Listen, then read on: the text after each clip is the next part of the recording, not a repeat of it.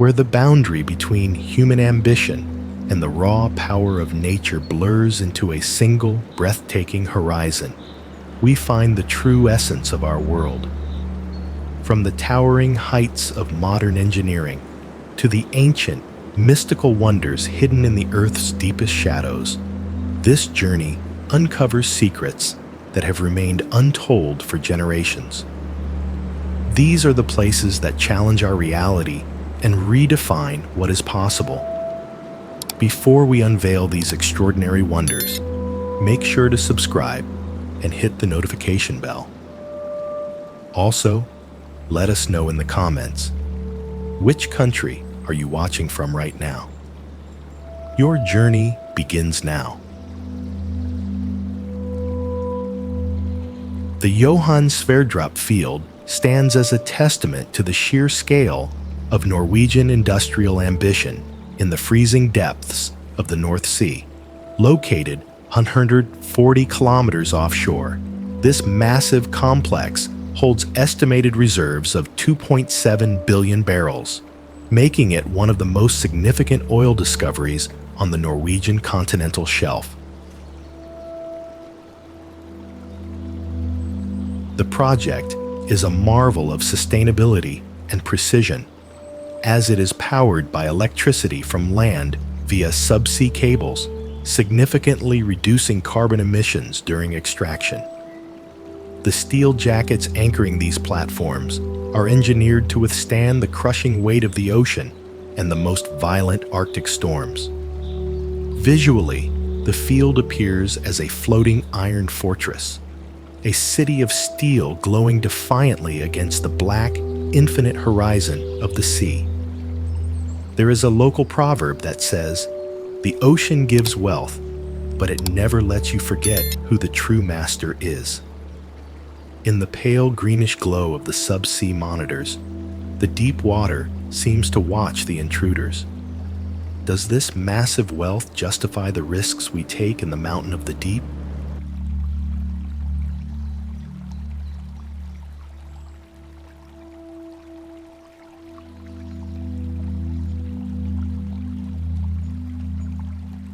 Why must we constantly tear open the seabed of the Gulf to satisfy the insatiable hunger of global trade? The Port of Houston expansion, known as Project 11, is a monumental effort to widen the 52-mile Houston Ship Channel from 530 to 700 feet.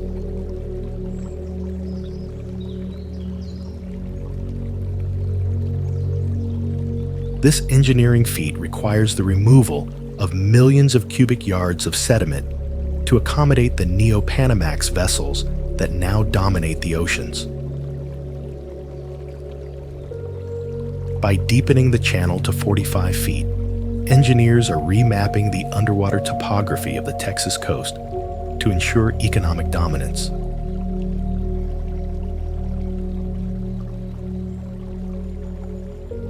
Visually, the dredging process looks like a giant mechanical claw, leaving a deep, muddy scar across the bay's floor.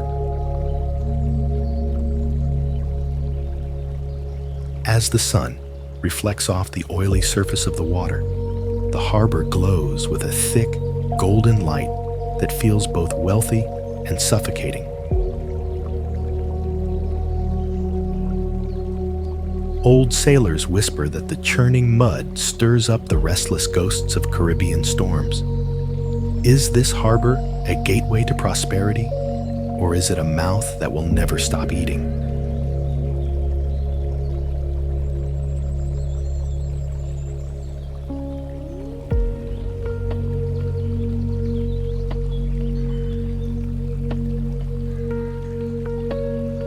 Behold the vertical transformation of Berlin's skyline, where glass meets the gritty history of the East Side. Standing at a commanding height of 142 meters with 36 floors, this architectural marvel was designed by Bjarke Ingels Group to serve as a high-tech hub, most notably housing Amazon's headquarters. Completed through precise German engineering, the tower features a sophisticated facade pixelated glass blocks that manage light and temperature with surgical efficiency. Visually, the structure resembles a crystalline, digital spine rising abruptly from the urban concrete, a sharp contrast to the nearby historic Berlin Wall remnants. As the golden hour hits, the glass panels ignite like 1,000 dying stars, reflecting a city that refuses to be defined by its past. Local legend says that the reflections of the Spree River on its surface are the city's way of breathing. Does this gleaming pillar represent the future of progress? Or is the soul of old Berlin slowly being trapped behind its transparent walls?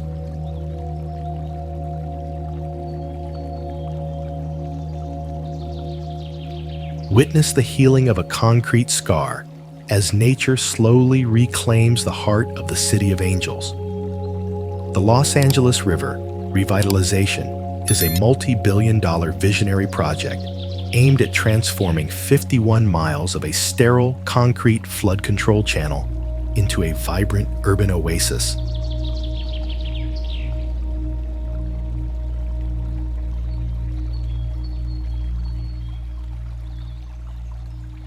Designed by Frank Gehry, the project involves removing tons of gray stone to restore natural wetlands and create lush public spaces, effectively re-engineering the city's relationship with water. Visually, the river looks like a long emerald ribbon, weaving through a labyrinth of skyscrapers and asphalt, a testament to the resilience of the earth.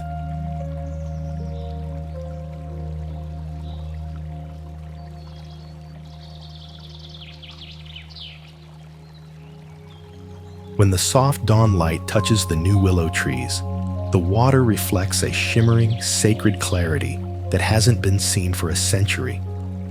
Locals believe the river's return is a spiritual cleansing for the crowded metropolis, bringing a forgotten peace back to the valley. As the mist rises from the banks, it feels as though the city is finally breathing again. Can we truly repent for our industrial sins? Or will the concrete always win?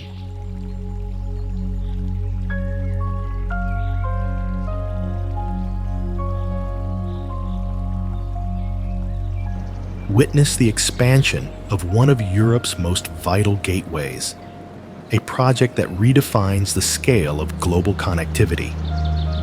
Terminal 3 at Frankfurt Airport is a staggering infrastructure feat designed to accommodate an additional 21 million passengers annually upon its full completion. Spanning across a vast area that once served as a military base, it features a 2.5-mile automated skyline train system and piers that stretch out like the fingers of a giant. The architecture utilizes sustainable materials and cutting-edge logistics to streamline the chaotic flow of international travel. Visually, the terminal mimics the sleek, aerodynamic curve of a silver bird's wing resting silently on the tarmac, ready for flight. When the terminal is bathed in the cool blue glow of the German twilight, it feels less like a building and more like a modern sanctuary for global nomads. It is said that every traveler leaves a piece of their spirit in the transit halls. Where does your journey truly begin if the destination is everywhere and nowhere at once?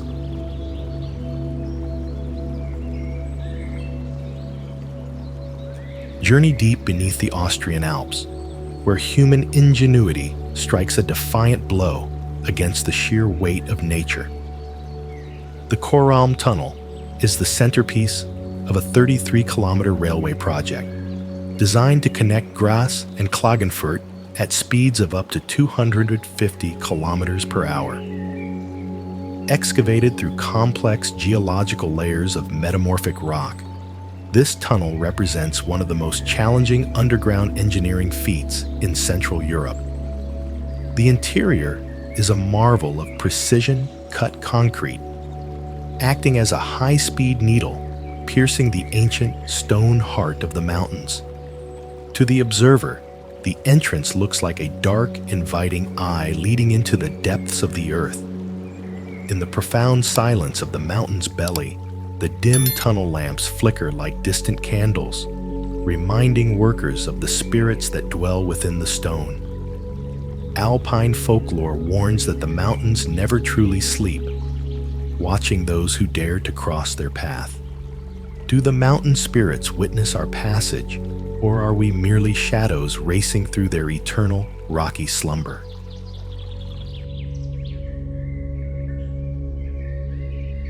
Why would humanity construct a labyrinth of steel so vast it rivals the scale of ancient cities? The Olefins III project in Poic represents the most significant petrochemical investment in Europe for over 2 decades.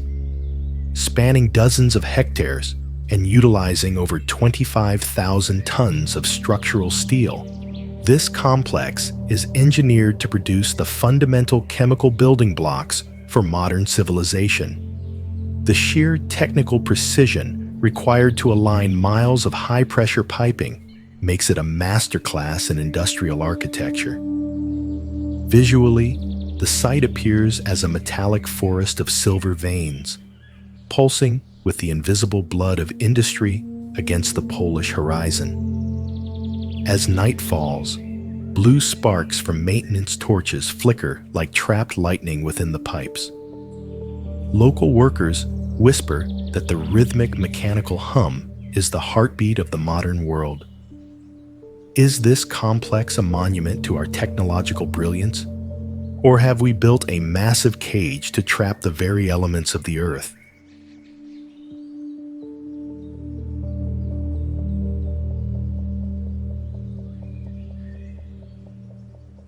Step into a grand masterpiece of Dutch engineering, where history is literally held up by the strength of ancient forests. Opened in 1889, this massive neo-Renaissance structure is uniquely built upon 3 artificial islands and supported by exactly 8,187 wooden piles driven deep into the marshy soil.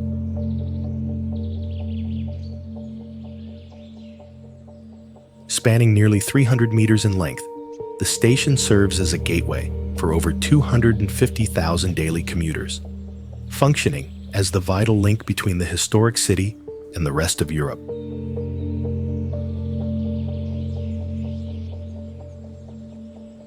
Visually, the red brick facade looks like a majestic, sleeping fortress floating on the water's edge, its clock towers guarding the passage of time.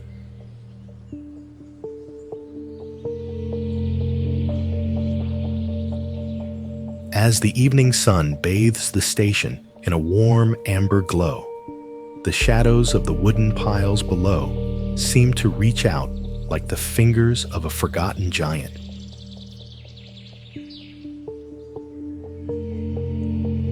Local wisdom suggests that the station breathes with the rhythm of the tides, anchoring the city's soul to the sea. Does this grand entrance welcome us to the future? Or are we merely walking across the graves of ancient trees?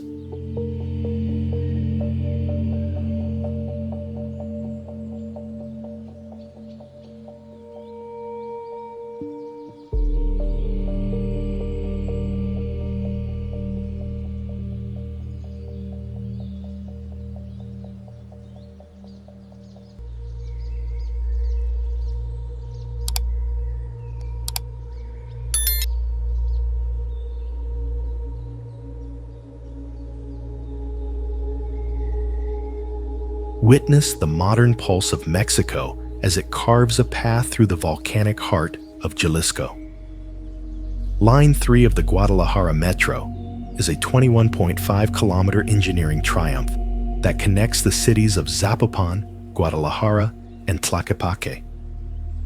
Completed in 2020, the project involved the use of a massive tunnel boring machine nicknamed La Tapatía, which navigated through complex underground layers of rock and water to create a seamless subterranean artery.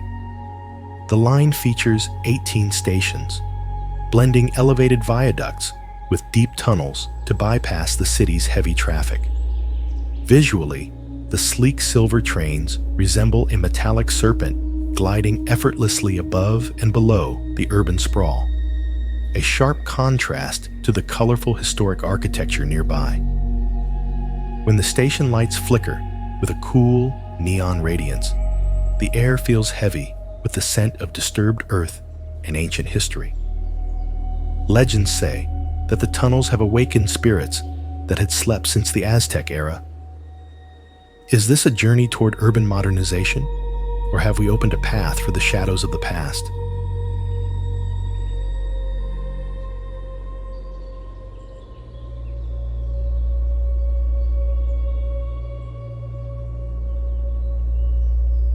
Beware the silence of the North, for beneath the Arctic ice lies a power that could fuel a nation or change its destiny forever. Located on the Hanekivi Peninsula, this 1,200 Mendubalers nuclear facility was designed to provide carbon-free energy for 60 years. Carved directly into the ancient granite bedrock, the engineering was built to withstand extreme seismic shifts and freezing Baltic conditions. Despite the geopolitical storms surrounding its construction, the site remains a testament to our attempt to harness the atom. The structure sits like a white, monolithic skull, watching over the frozen shoreline, silent and imposing. In the winter twilight, a pale spectral glow seems to emanate from the concrete domes like a cold halo. Elders in the region say the land never forgets what humans try to contain within the stone. Can we truly master the primal forces of nature? Or are we simply playing with fire in a temple made of ice?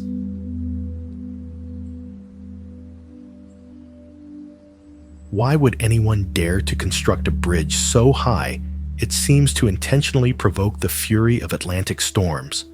Spanning a massive 3.3 kilometers over the Loire estuary, this cable-stayed giant reaches a terrifying height of 61 meters above the water to allow naval ships to pass beneath its belly.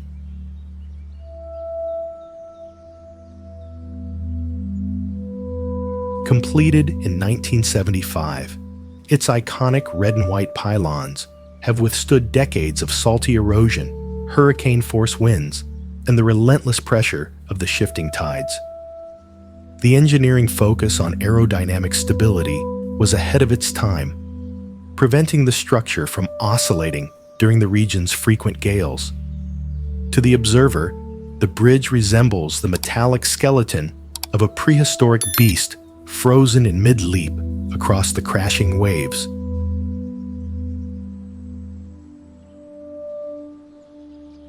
When the fog rolls in, the warning beacons pulse like a rhythmic heartbeat, and sailors tell tales of strange lights dancing on the cables during lightning storms. Legend warns, the bridge belongs to the wind. Humans are merely temporary guests. Is the bridge a path to the other side, or a trap set by the sea?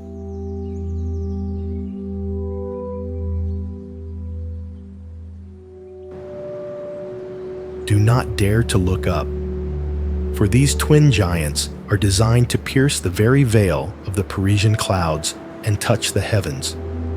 Set to become the tallest buildings in Western Europe at 323 meters, the Hermitage Plaza Towers are a masterclass in vertical luxury.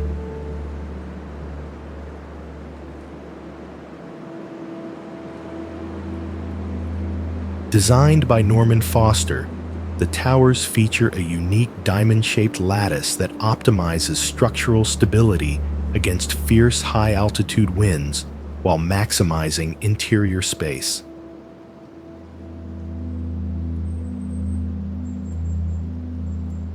They rise from the La Défense district like two shimmering swords of glass, poised to challenge the historic dominance of the Eiffel Tower. The setting sun turns their crystalline facades into a blinding golden fire that masks the deep shadows within.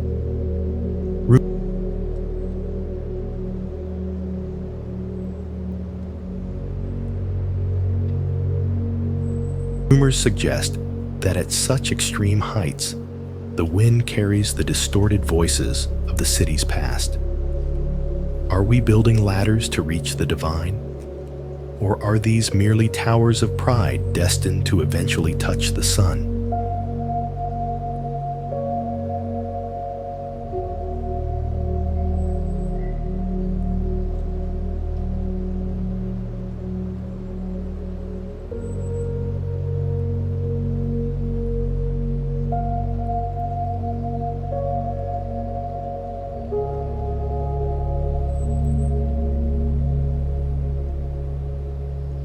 Rising 205 meters into the crisp Swiss air, Roche Tower 2 is a pinnacle of scientific precision and contemporary architectural dominance.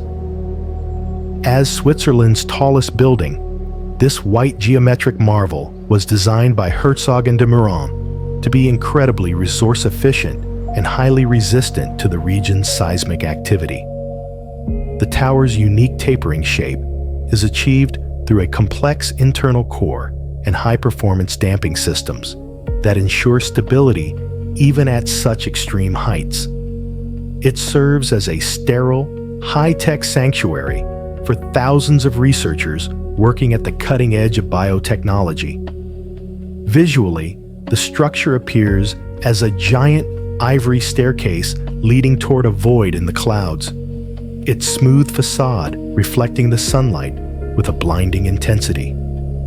The Swiss believe that true success is found in silence and order. Yet the sheer height of the tower feels like a silent challenge to the surrounding mountains. When the sun sets, the building glows with a cool, clinical light that seems to erase all shadows. Is this a temple of health or a monument to human vanity?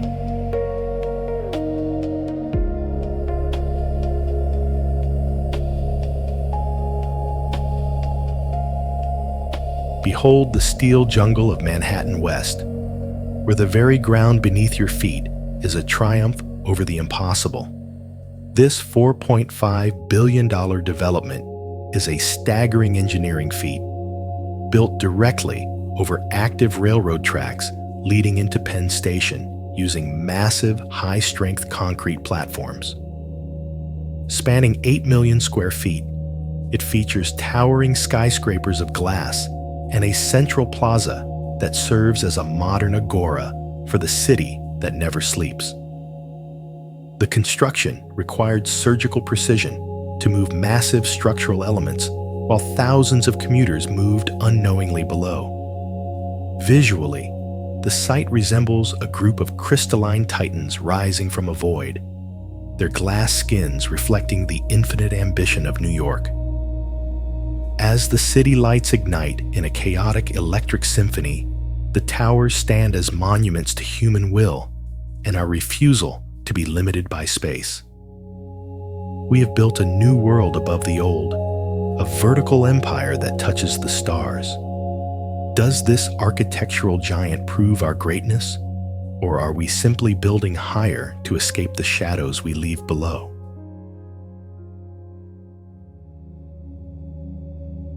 The Kölbrand Bridge has long been the industrial soul of Hamburg, but it now stands at a crossroads of total transformation. Originally completed in 1974, this 3.6-kilometer bridge is reaching the end of its structural lifespan due to the increasing weight of modern container traffic and the height requirements of mega ships.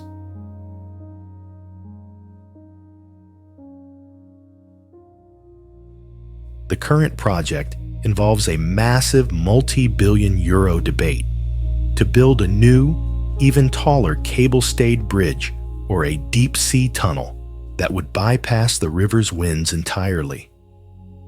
This is an engineering puzzle of global significance, balancing the preservation of a skyline with the needs of one of Europe's busiest maritime hubs.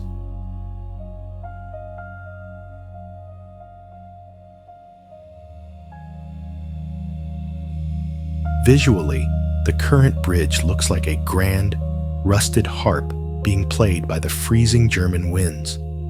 A local saying reminds us that the Elbe River takes what it wants and gives what we earn. As the amber sunset hits the old steel pylons, the bridge seems to moan under the weight of history. Will the new path honor the past, or will the river swallow the memory of what once stood?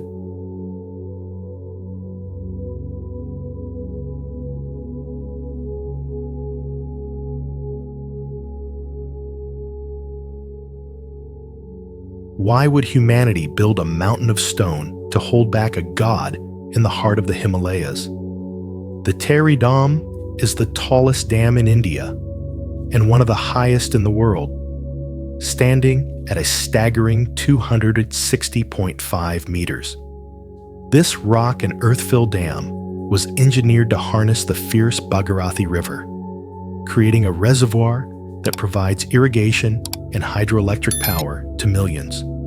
Located in a high seismic zone, its massive structure is designed to flex and absorb the tremors of the earth, a feat of geological engineering that challenges the very stability of the mountains. Visually, the dam looks like a colossal, man-made cliff of gray stone, dwarfing the ancient villages that surround it. As the mist rolls off the emerald water, the dam glows with a pale, ghostly light that reflects the snow-capped peaks above. Local legends say the river goddess Ganga mourns her lost freedom behind the stone walls. Is this dam a source of life for the people, or a heavy crown that the Himalayas refuse to wear?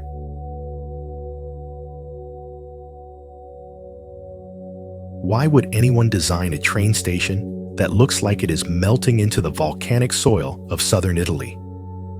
Known as the Gateway to the South, the Napoli Afragola station is an architectural masterpiece designed by Zaha Hadid and inaugurated in 2017. Spanning over 30,000 square meters, its structure is a triumph of fluid concrete and steel, engineered to act as a seismic bridge across 8 high-speed rail tracks. The construction utilizes advanced geometric modeling to distribute weight without traditional pillars. Visually, the building resembles a giant, sleek white serpent slithering across the plains, or perhaps a solidified wave of liquid stone frozen in time. As the Mediterranean sun strikes the polished curves, a blinding white radiance reflects off its surface, echoing the ancient Roman spirits of nearby Pompeii. Local legends say the earth here still remembers the fire of Vesuvius, watching this modern intruder with suspicion. Does this futuristic hub lead to progress, or is it merely a beautiful scar on an ancient land? How can a structure so beautiful carry such a haunting weight of history and tragedy? The Bob Graham Sunshine Skyway Bridge is a cable-stayed marvel stretching 6.7 kilometers across Tampa Bay, reaching a height of 131 meters. Completed in 1987 to replace a bridge destroyed in a catastrophic ship collision, its iconic yellow steel cables are engineered to withstand hurricane-force winds and the corrosive salt of the Gulf. The bridge's design is a triumph of tension and balance, holding the massive roadway suspended over the deep blue waters below.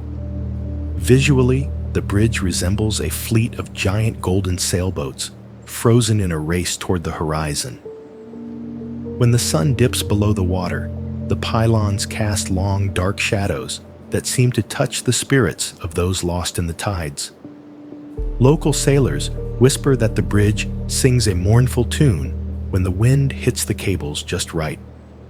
Is this bridge a path to the sun, or a monument to the sea's unforgiving power?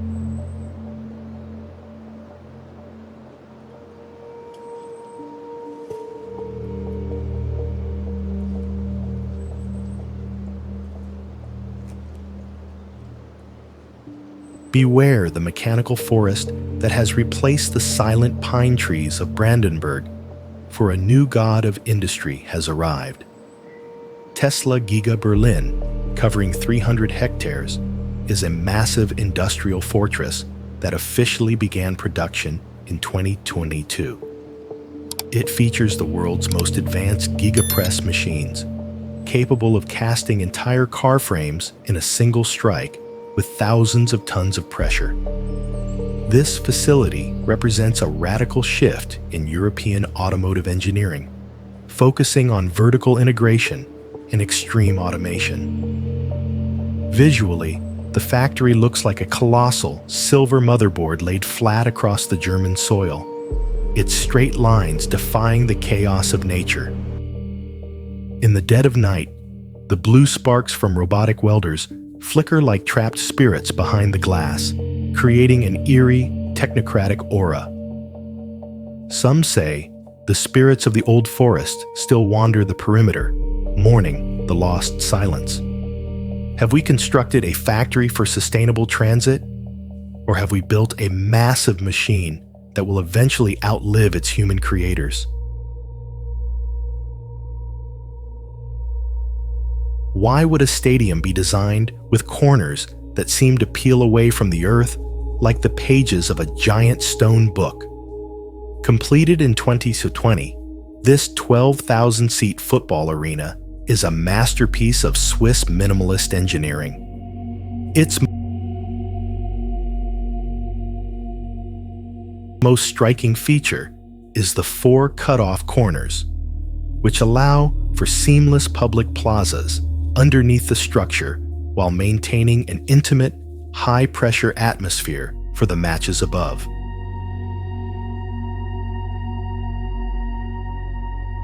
The steep stands are designed to amplify the roar of the crowd, turning the game into a sensory explosion.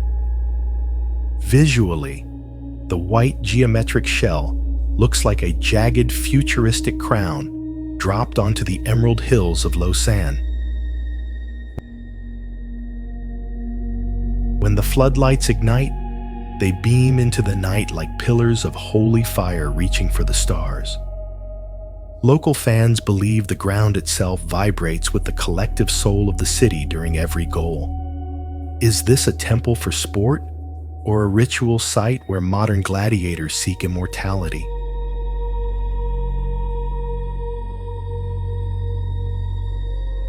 Why would a nation attempt to move a hidden ocean beneath the scorching, unforgiving sands of the Sahara?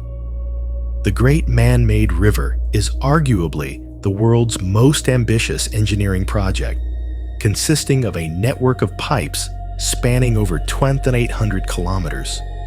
Launched in 1984, it extracts fossil water from ancient aquifers deep underground to provide 6.5 million cubic meters of fresh water daily to Libya's coastal cities.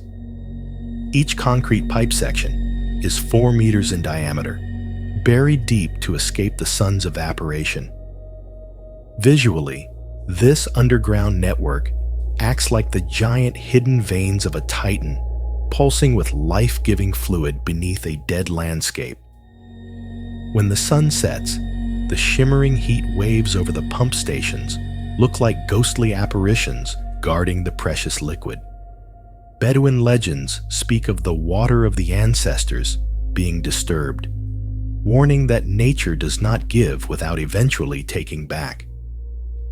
Is this project a miracle of survival, or a ticking clock counting down to the desert's final revenge? Don't blink as you cross this 6-lane giant, or you might miss the spirits of the tides dancing beneath the steel cables. The Mersey Gateway is a 1-kilometer-long cable-stayed bridge featuring 3 majestic towers that rise 80 meters above the riverbed.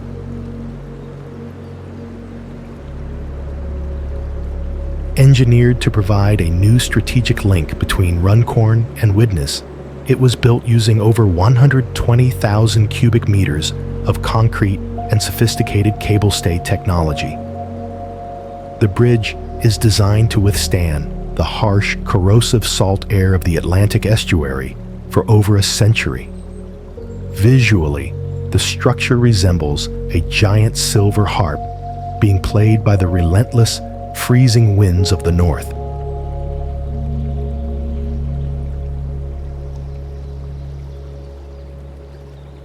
As the sun dips below the horizon, the pylons cast long, dark shadows that seem to reach out toward the old industrial ruins on the shore. Local legends warn that the river demands a toll of memory from everyone who crosses. Is this bridge a path to prosperity, or a silver chain binding the land to the sea?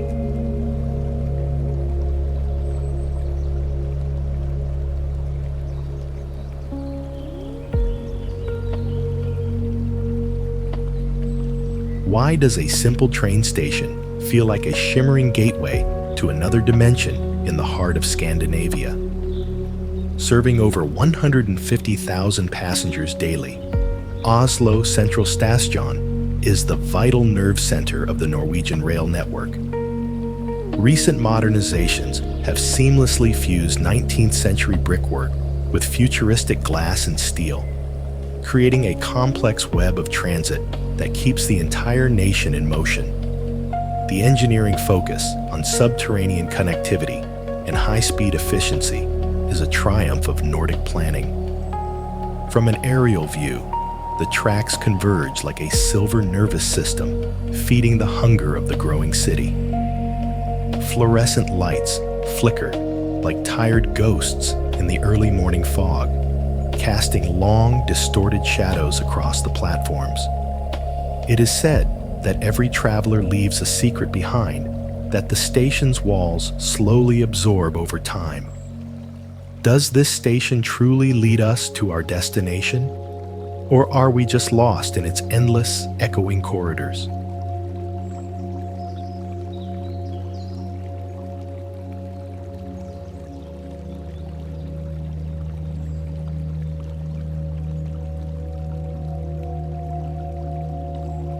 Why would a city famous for its beaches build a futuristic hub that looks like a launch pad for the stars?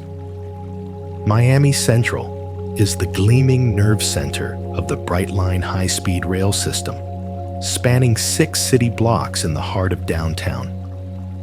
Engineered to be elevated 50 feet above the ground to navigate the dense urban grid, the station features massive V-shaped concrete pillars that support the weight of incoming trains and high-rise developments. This multimodal transit hub is a masterclass in modern vertical integration, combining luxury living with high-speed connectivity. Visually, the station looks like a giant translucent glass ship docked among the palm trees, its sharp angles reflecting the blinding Florida sun.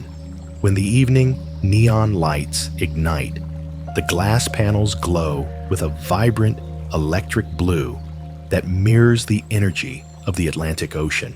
Local travelers say the station hums with a frequency that makes the air vibrate with anticipation.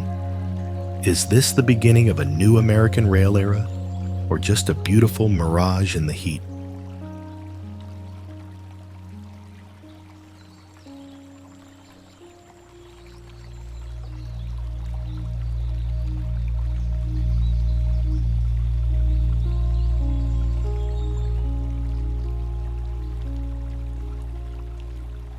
Do not breathe too deeply, for you are entering a massive concrete serpent coiled beneath the seat of power.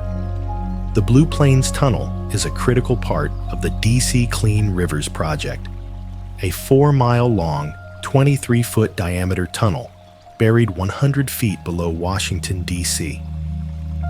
Engineered to prevent billions of gallons of overflow from polluting the Anacostia and Potomac rivers, this tunnel was carved through dense clay and sand using a massive boring machine named Ladybird. The precision required to dig beneath the Capitol's historic foundations without disturbing the peace above is a marvel of modern geotechnics.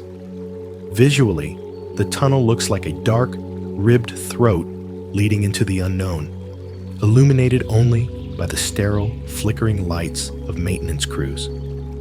In the heavy, humid silence of the deep earth, the air feels thick with the weight of political history and hidden secrets. Some say the spirits of the river have retreated into these depths, to hide from the sun? Are we cleaning the water, or are we burying our sins in the dark?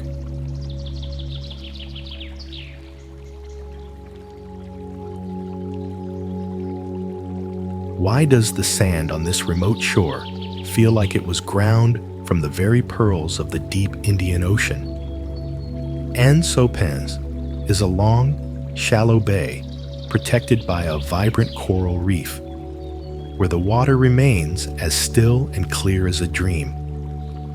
The shoreline is punctuated by massive granite boulders, smoothed by centuries of tides into organic, sculptural forms that look like the work of a giant's hand.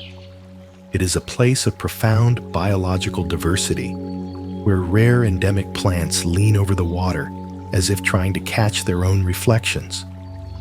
Visually, the beach looks like a turquoise mirror, bordered by white silk and ancient stone titans, a paradise that feels too perfect to be real. When the soft pastel light of dawn touches the palms, the air fills with a shimmering, sacred clarity that makes the heart skip a beat. Local legends speak of sea spirits that emerge from the reef at night to sing to the trees. The gentle rhythm of the waves feels like the heartbeat of a sleeping goddess. Does the tide bring messages from lost continents, or are we just hearing the whispers of our own wandering souls?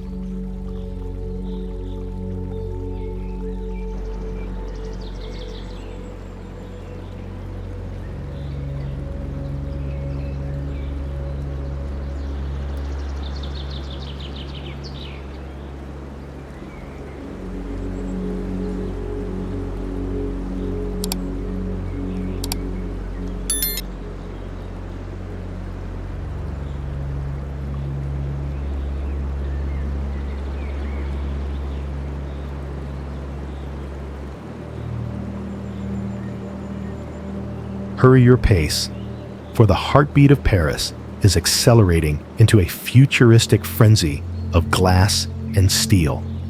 As the busiest railway station in Europe, handling over 700,000 passengers daily, the Gare du Nord is undergoing a massive expansion to prepare for the modern era of global transit. The project involves adding 30,000 square meters of new floor space, including a massive new terminal for departures and revamped commercial zones. The engineering challenge lies in integrating ultra-modern logistics and glass architecture into a historic 19th century facade without losing the soul of Paris. Visually, the new structures look like a transparent digital hive attached to the side of a classical monument, buzzing with the frantic energy of 1,000 journeys. When the station lights flare at midnight, the shadows of the old stone statues seem to dance among the modern commuters. Some say the station is a portal, where the past and future collide every hour. Are we expanding our horizons, or are we just making more room for the ghosts of travel?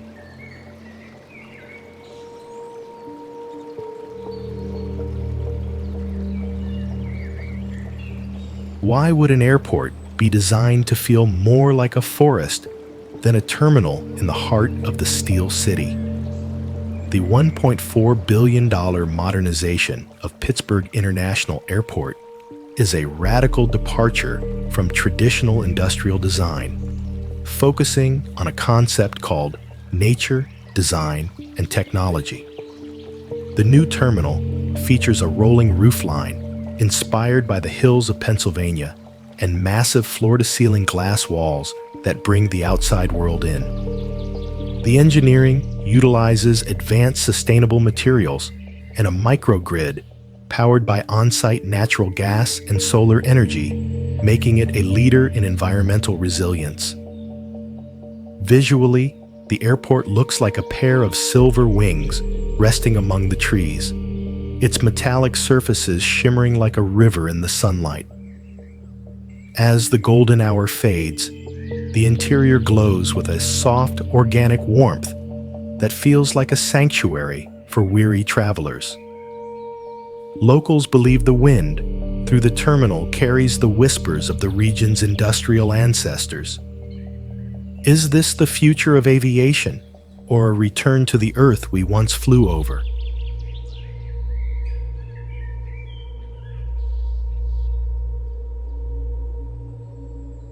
Behold the vertical city of the Netherlands, a monument to Dutch resilience and architectural daring. Designed by the visionary Rem Koolhaas, this massive complex stands 150 meters tall and encompasses over 160,000 square meters of floor space, making it one of the densest buildings in Europe. Completed in 2013 on the historic Wilhelmina Pier, it serves as a multifunctional hub for living, working, and leisure, built to withstand the fierce North Sea winds. The structure is composed of 3 interconnected towers that appear to shift and slide depending on your perspective, resembling a giant frozen game of Tetris played by titans. As the harbor mist swirls around its base, the building glows with an ethereal milky light, standing as a sentinel over the Maas River. The locals believe the building acts as a lightning rod for the city's creative energy, anchoring the pier to the sky. Is this a home for the people of today, or a temple built for the clouds of tomorrow?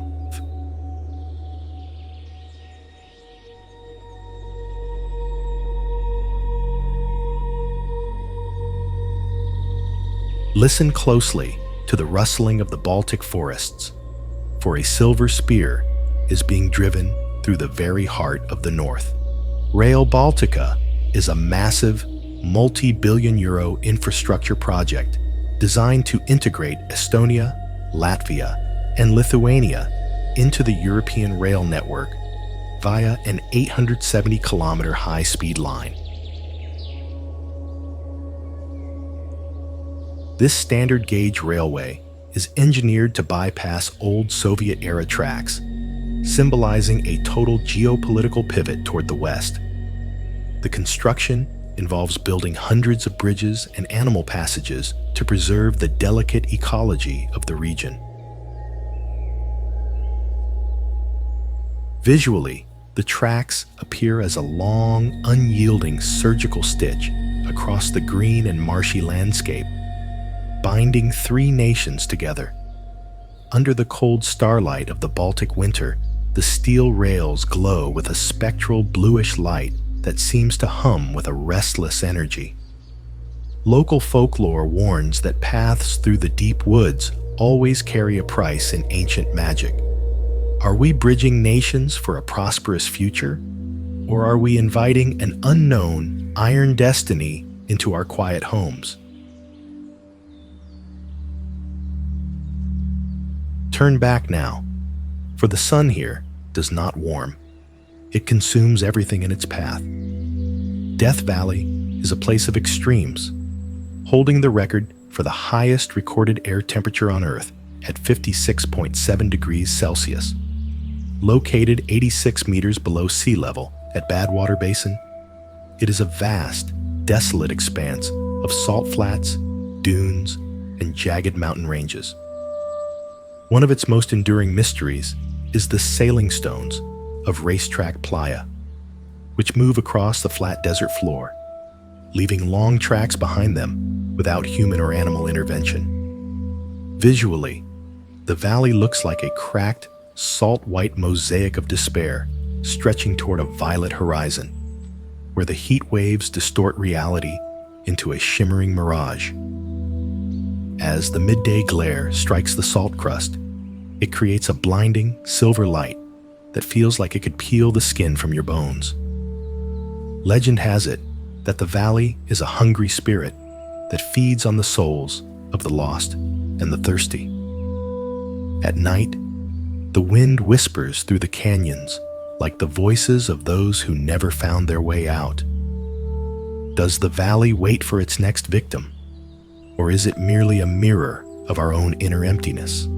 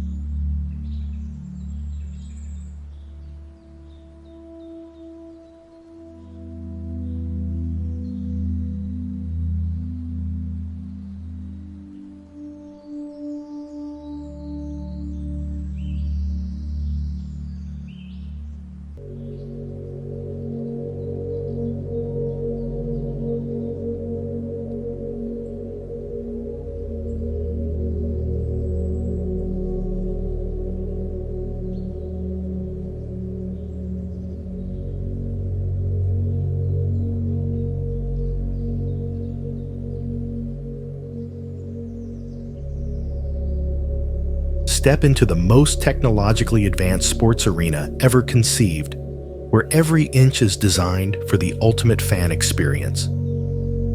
The Intuit Dome, the new home of the LA Clippers, is an $1.8 billion facility featuring The Wall, a continuous section of 51 rows of seating designed to intimidate opponents. It boasts a massive 44,000 square foot halo board, the largest double-sided 4K display in any arena.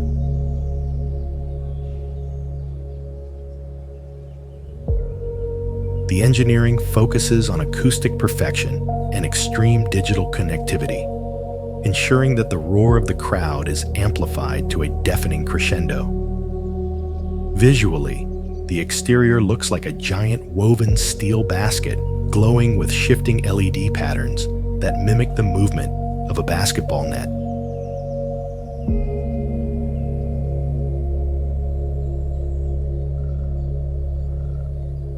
When the lights dim for tip-off, the arena vibrates with a rhythmic, electric blue light that feels like a collective heartbeat. Fans believe the dome concentrates the city's competitive spirit into a single, explosive point. Is this a temple for sport, or a digital laboratory for human emotion?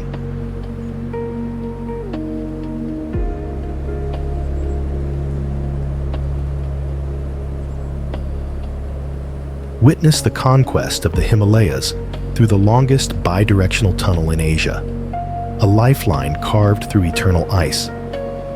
The Zojila Tunnel, situated at an altitude of 11,500 feet, spans 14.2 kilometers to provide year-round connectivity between Srinagar and Ladakh. Engineers face the brutal challenge of excavating through treacherous rock layers in sub-zero temperatures where oxygen is scarce.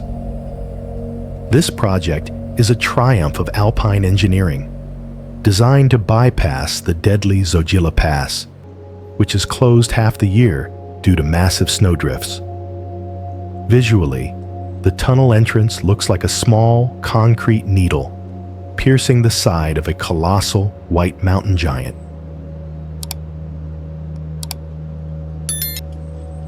In the profound silence of the high-altitude dark, the tunnel lights flicker like distant cold stars against the damp stone. Locals say the mountains demand a sacrifice of silence from all who dare to pass through their rocky heart. Are we bridging a strategic gap, or are we trespassing in the realm of the mountain gods?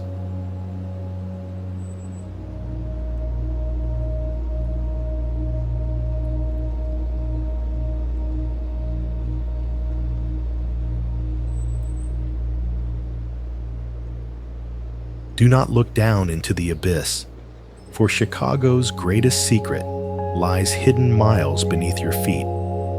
Known as the Tunnel and Reservoir Plan, TARP, this is one of the world's most massive civil engineering projects designed to manage floodwaters and sewage for a sprawling metropolis. Spanning over 109 miles of tunnels carved deep into the limestone bedrock, some sections reach diameters of 33 feet, large enough to swallow entire buildings. Since 1975, this subterranean labyrinth has acted as a giant concrete lung, holding billions of gallons of storm runoff to protect Lake Michigan from pollution. Visually, the tunnels appear as an endless gray throat descending into the dark bowels of the earth, cold and indifferent to the city above. In the profound silence of the lower shafts, the dim service lights cast distorted shapes against the damp stone walls. Old workers whisper that the tunnels echo with the voices of the Great Lake's restless waters. Are we protecting our environment, Or have we built a hollow monument to our own waste?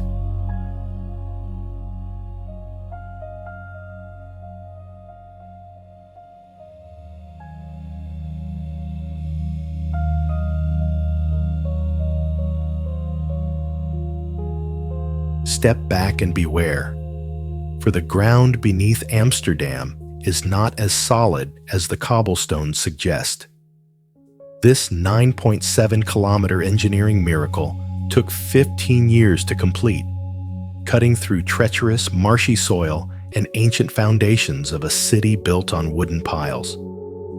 Engineers had to utilize massive tunnel-boring machines and ground-freezing techniques to navigate just centimeters away from historic structures without causing a catastrophic collapse. The technical precision required to stabilize the shifting sands beneath sea level makes this one of the most complex urban transit projects in European history. Visually, the tunnels feel like a dark, concrete throat swallowing the city's pulse, illuminated only by the sterile glare of modern stations.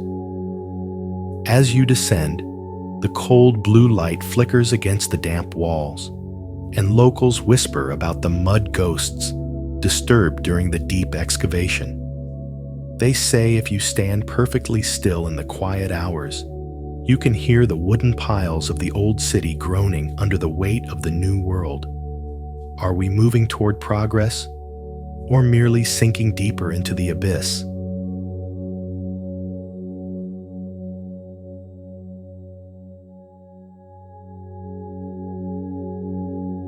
Can a single architectural feat redefine a nation's gravity and global prestige? Marina Bay Sands is an engineering marvel designed by Moshe Safdie, consisting of 3 55-story hotel towers connected by a 340-meter-long sky park.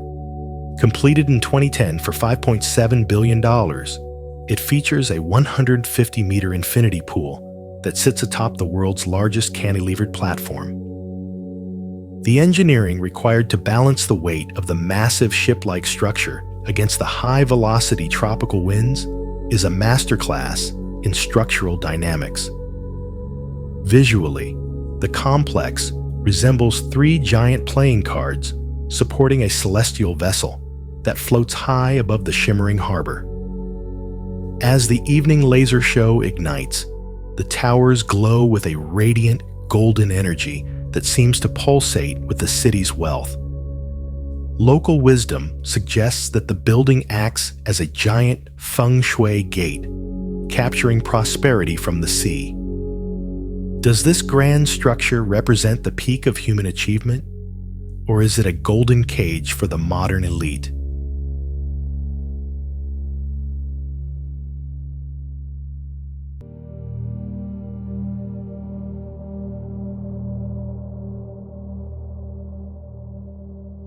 Why build a cathedral of football on the edge of a forgotten industrial dock, where the tides of the Mersey whisper of a lost era? The new Everton Stadium is a masterpiece of regeneration, featuring a 5,288 capacity bowl built within a historic World Heritage Site. The construction involved infilling a disused 19th century dock with 480,000 cubic meters of sea-dredged sand to create a stable foundation.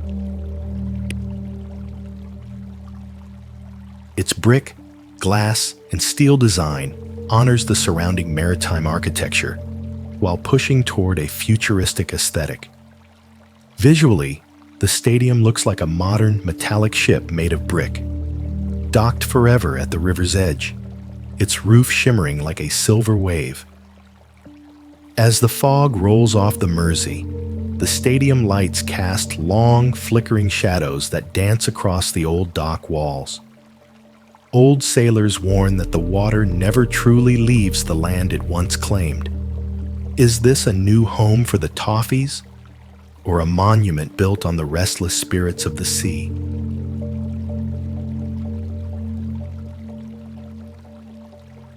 How can one of the 7 wonders of the ancient world leave behind only a single, lonely pillar standing in a silent marsh? The Temple of Artemis at Ephesus was once a colossal monument to the goddess of the hunt, built around 550 BC and featuring 127 massive marble columns. It was a site of immense wealth and religious power, destroyed and rebuilt several times before its final ruin at the hands of Gothic invaders and later religious zealots.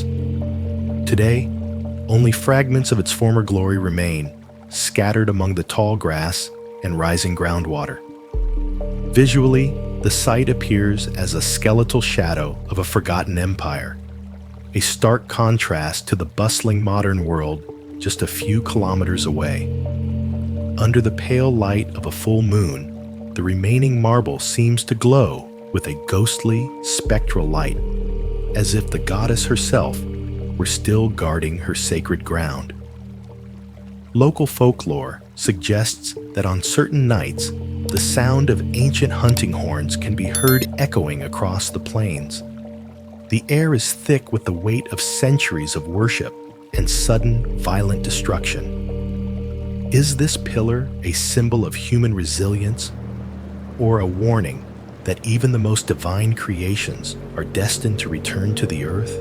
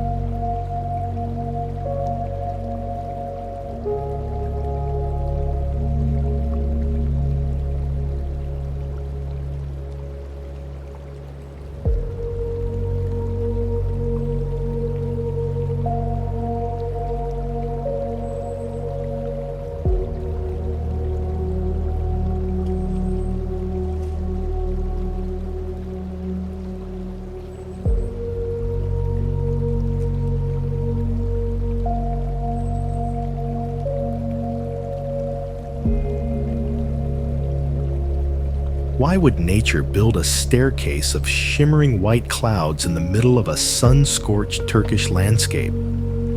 Pamukkale, meaning cotton castle, is a surreal landscape of carbonate mineral terraces formed by the flow of thermal spring water over thousands of years. These waters, rich in calcium, cool and harden as they spill down the hillside, creating pools of brilliant white travertine that have drawn visitors since the time of classical antiquity. The nearby ruins of the ancient city of Hierapolis stand as a testament to the long-held belief in the water's miraculous healing properties. Visually, the terraces look like a frozen waterfall of milk, or a series of liquid silver mirrors stacked toward the heavens. When the sun begins to set, the white stone reflects a radiant pinkish gold light that makes the entire hill appear to be made of glowing embers. It is said that the spirits of ancient Roman healers still linger near the warm springs, watching over those who seek a cure. The air feels heavy with the scent of wet stone and forgotten prayers. Do these waters truly wash away the sins of the past? Or do they simply preserve our memories in a casing of white stone?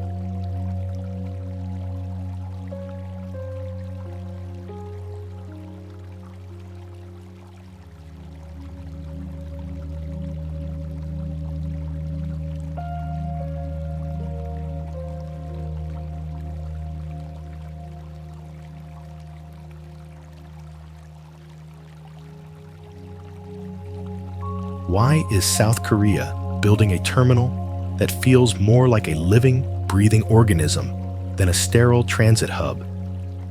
The Phase 4 expansion of Incheon International Airport is a $4 billion project designed to increase capacity to 100 million passengers annually.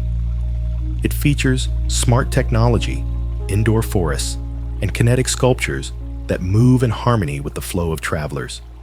The architecture utilizes sustainable materials and natural light to create a seamless transition between the sky and the ground. Visually, the terminal appears as a giant white lotus blooming on an island of glass, its petals stretching toward the runways.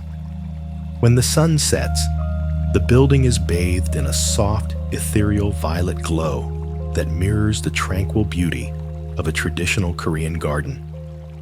Travelers often say they feel a strange sense of peace within its vast halls, as if the building itself is exhaling.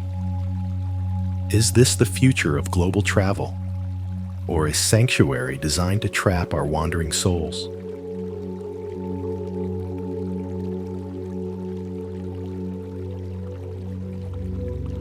Beware the iron web of Texas, where the horizon is dominated by an endless maze of concrete and speed. The North Tarrant Express is a massive $2.5 billion highway reconstruction project designed to alleviate some of the worst traffic congestion in the United States. Spanning 13.5 miles through the Dallas-Fort Worth Metroplex, it features complex managed lanes that use real-time dynamic pricing to regulate the flow of thousands of vehicles. The engineering involves intricate multi-level interchanges that soar high above the plains, defying the traditional limits of road design. Visually, the highway looks like a tangled, gray nervous system stretching across the sun-scorched earth, with cars moving like rapid white cells through its veins. As the headlights blur into a single river of fire at night, the massive concrete pylons stand like silent sentinels guarding the desert. Texans believe the road has a mind of its own, demanding constant motion from all who enter. Are we mastering the art of travel, or are we trapped in an infinite loop of our own making?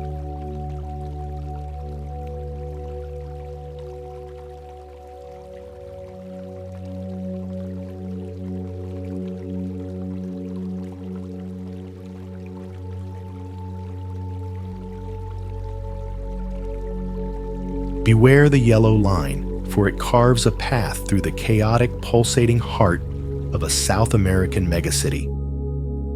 Line 4 of the São Paulo Metro is a fully automated driverless system that carries over 800,000 people daily through the city's densest neighborhoods.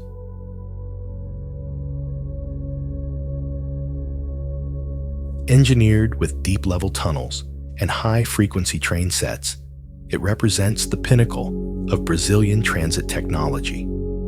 The construction required navigating through a labyrinth of existing infrastructure and unstable urban soil. Visually, the line acts as a subterranean yellow artery, its sleek trains moving like rapid blood cells through the dark, concrete veins of the city.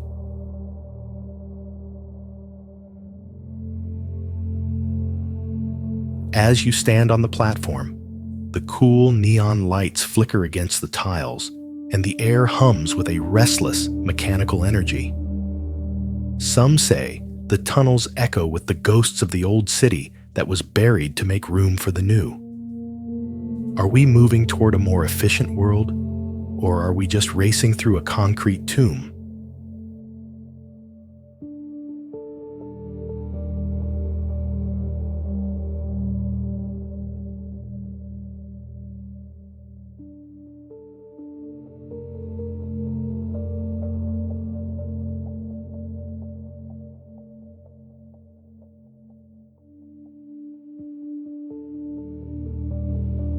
How can a massive 8-lane highway breathe in the middle of one of the world's densest and most suffocating skylines.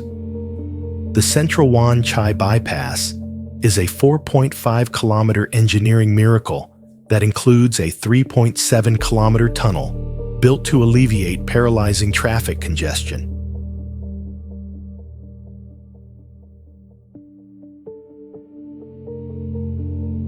It features the world's largest air purification system for a tunnel, capable of removing 80% of harmful nitrogen dioxide and dust particles. The project required complex underwater construction techniques to avoid disturbing the busy Victoria Harbor. Visually, the bypass looks like a deep, liquid light highway, hidden beneath the shimmering surface of the harbor, its entrances glowing like the eyes of a sea dragon.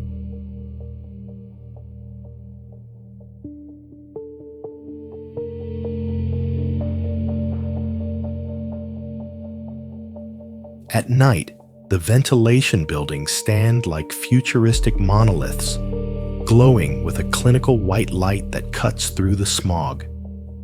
Local fishermen believe the tunnel has disturbed the ancient water spirits that once ruled the bay. Is this a triumph of green engineering, or a deep scar on the dragon's path?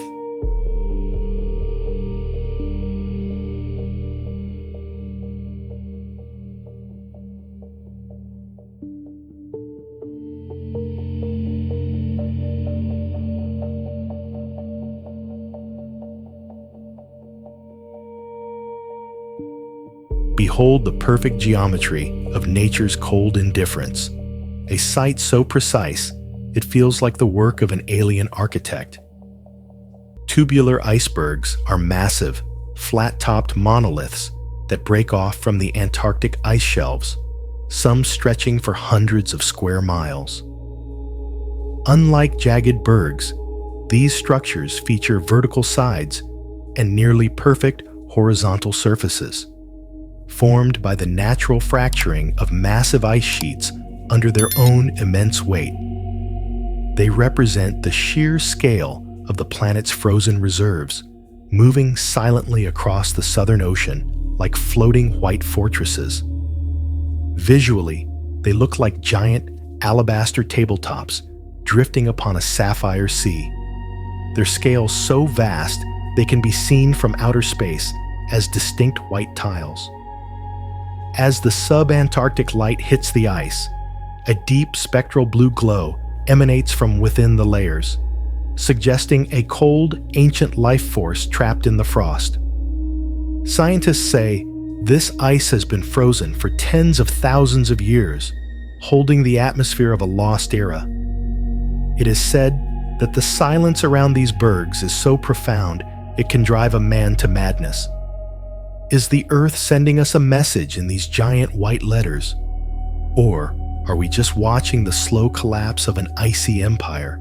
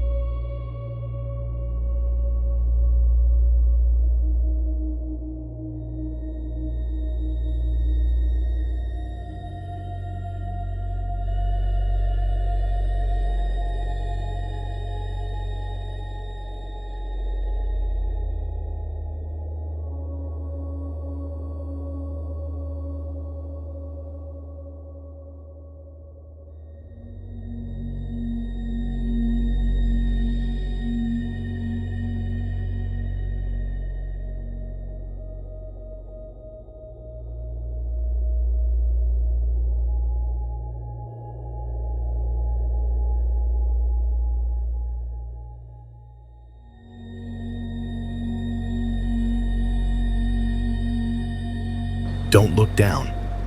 You are standing on the highest railway bridge on the planet, a steel crescent suspended 359 meters above the riverbed.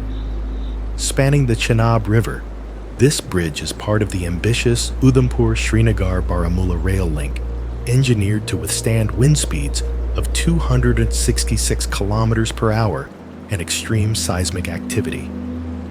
The massive steel arch was constructed using two of the largest cable cranes in the world, stretching across a deep, jagged gorge. Visually, the bridge looks like a silver thread stitched between two emerald mountain peaks, defying the laws of gravity. Under the pale moonlight, the steel structure glows with a spectral bluish radiance that reflects off the rushing water below. Local legends speak of a river spirit that guards the gorge, watching the iron interloper with a cold, watery eye. Can human engineering truly master such a vertical abyss? Or are we simply hanging by a thread over the mouth of the earth?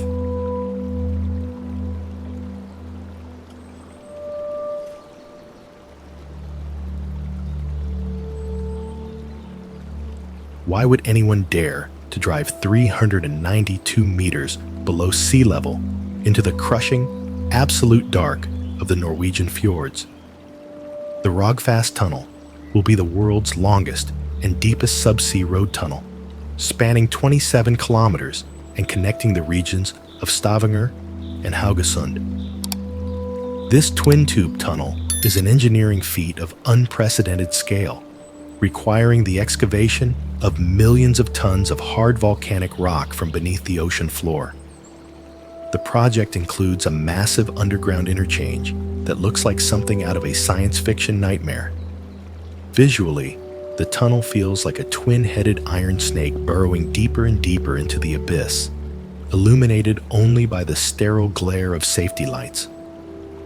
In the heavy silence of the deep earth, the air feels thick with the weight of the sea pressing down from above. Rumors among the workers speak of deep-sea trolls disturbed by the massive drills. Is this a miracle of connectivity, or a descent into a world where humans were never meant to go?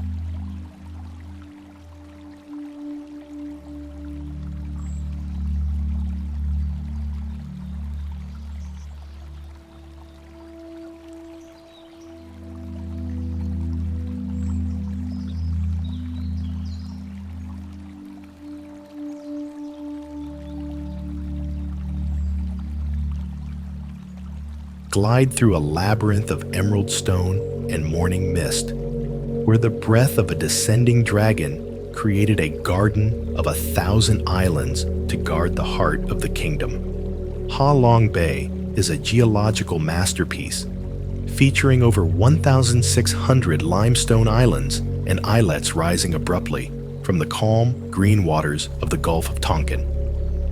These karst towers were sculpted over 500 million years by tectonic shifts and tropical erosion, creating a vertical world of hidden caves, internal lakes, and sheer cliffs.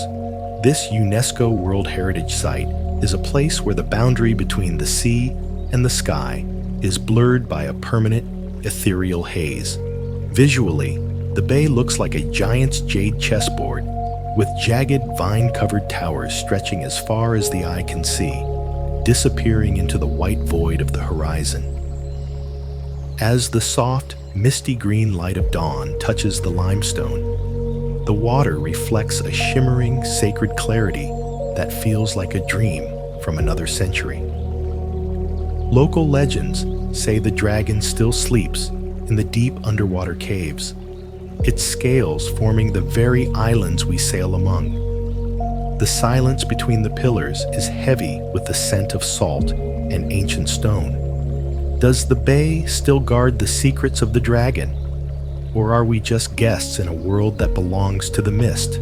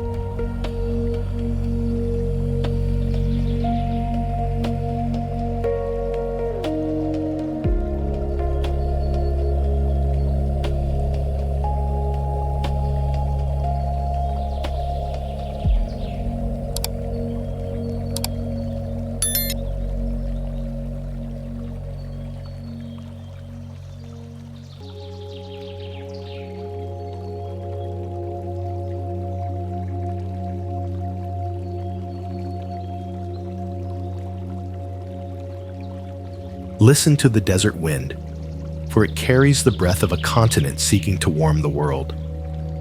The Trans-Saharan Gas Pipeline is a monumental 4,128-kilometer project designed to transport 30 billion cubic meters of natural gas annually from Nigeria to Algeria and onward to Europe.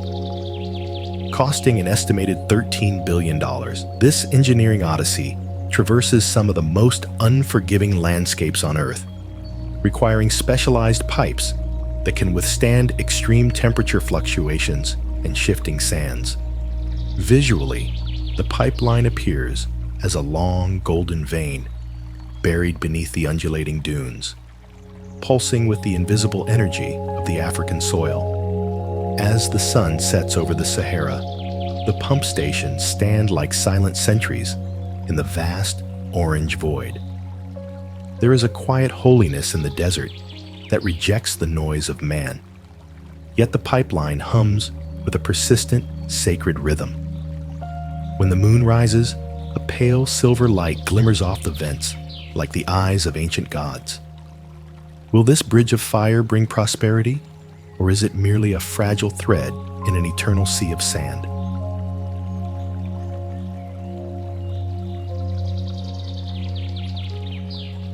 Step into a sanctuary of glass and thought where the future is being dreamt into existence amidst the Russian snow. The Skolkovo Innovation Center, often called the Russian Silicon Valley, is a 400-hectare high-tech hub designed by architectural titans like Zaha Hadid and Herzog and de Meuron. This city of the future features energy-efficient buildings that utilize smart grid technology and sustainable materials to withstand the harsh Moscow winters. The center serves as a collaborative cathedral for thousands of scientists and entrepreneurs seeking to solve the world's most complex problems. Visually, the complex looks like a fleet of crystalline spaceships docked in a white, frozen sea, their geometric shapes defying the traditional Russian skyline. As the winter twilight settles, the glass facades glow with a cool, ethereal blue light that suggests a higher intelligence at work. In the deep silence of the laboratories, it feels as though a new world is being born in secret. Is this a temple of reason, or a beautiful mirage built upon the shifting sands of time?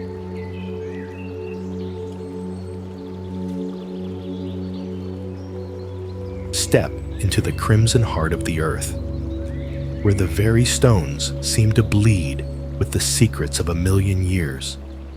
The Tian Shan Grand Canyon, located in the Xinjiang region, is a geological masterpiece formed by the relentless forces of wind and water erosion over the Cenozoic era. Stretching for over 5.5 kilometers at an altitude of 1,600 meters, these towering red sandstone cliffs reach heights of nearly 200 meters, creating a narrow, winding labyrinth that feels disconnected from the modern world. The canyon's temperature remains eerily cool even in the blistering desert heat, a testament to its deep, protective shadows and unique microclimate. Visually, the jagged formations resemble the rusted ribs of a colossal, prehistoric dragon buried deep within the mountain, its scales glowing with a fiery intensity. As the midday sun reaches the narrowest cracks, a blinding golden ray pierces the gloom like a divine spear, illuminating the ancient dust. Local legends whisper that the canyon is a gateway for the spirits of the Silk Road, who still wander the red corridors looking for their lost caravans. When the wind howls through the narrow gaps, it sounds like the rhythmic chanting of 1,000 monks. Do the stones themselves remember the stories of the travelers they have swallowed?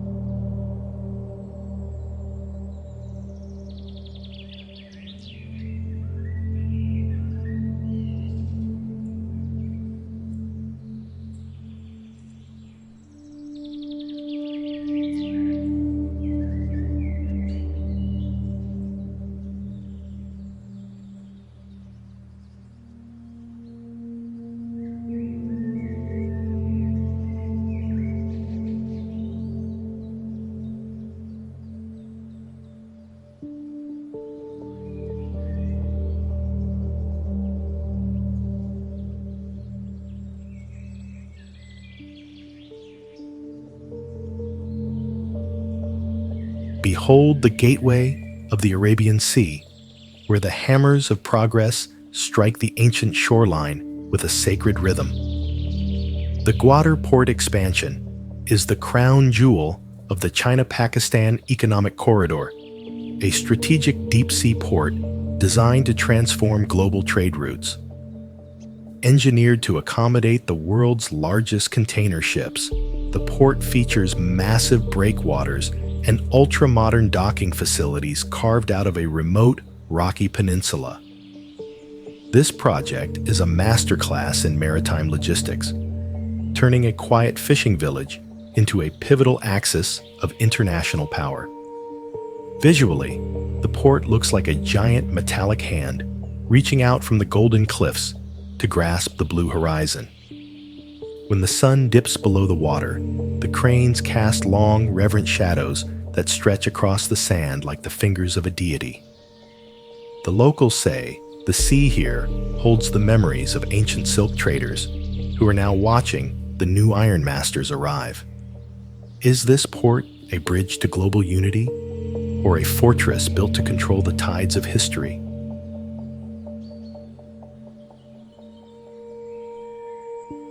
High above the clouds, a turquoise eye watches the world with a freezing, unyielding gaze from the heart of the Tian Shan Mountains. Ala Kul is a glacial lake situated at a staggering altitude of 3,560 meters, accessible only to those brave enough to endure a high-risk trek through jagged passes and thin air. The lake is famous for its ever-changing colors, which shift from brilliant jade to deep violet, depending on the angle of the sun and the mineral content of the melting glaciers. Visually, it looks like a precious gemstone of liquid silk set into a ring of sharp granite peaks that reach for the heavens. As the thin mountain air carries a shimmering emerald light across the water, the surface appears to hum with a restless, sub-zero energy.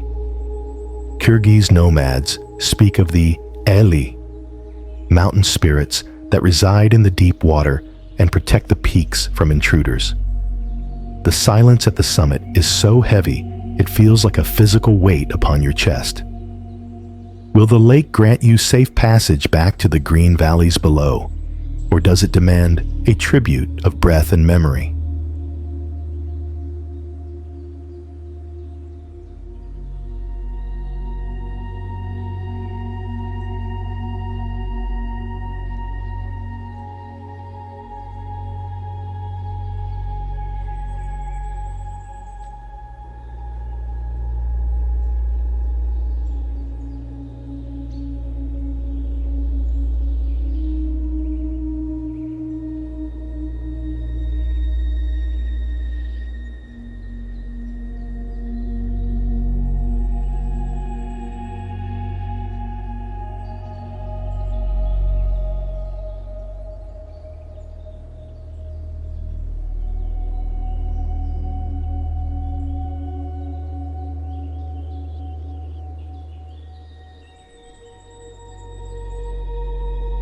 Why do these thousands of stone eyes seem to follow your every move as the shadows lengthen across the desert floor? Goblin Valley is a strange, secluded basin filled with thousands of mushroom-shaped hoodoos, known locally as goblins, carved from 170-million-year-old Entrada sandstone. These bizarre formations are the result of erosion on layers of varying hardness, leaving rounded caps of stone atop thinner, eroding stems. The valley feels like a natural playground for the surreal, a place where the geology has abandoned all logic in favor of whimsy and dread. Visually, the valley looks like an army of petrified trolls or a field of alien fungi frozen in a moment of silent communication. As the red sun dips behind the cliffs, the shadows of the goblins stretch into distorted, reaching hands that seem to flicker with movement. Local rumors suggest that the stones shift positions when no one is looking, guarding the secrets of the ancient seabed. The air is dry and carries a faint hum of the wind through the stone necks. Do these goblins wake up when the moon rises, or are they just waiting for us to leave their domain?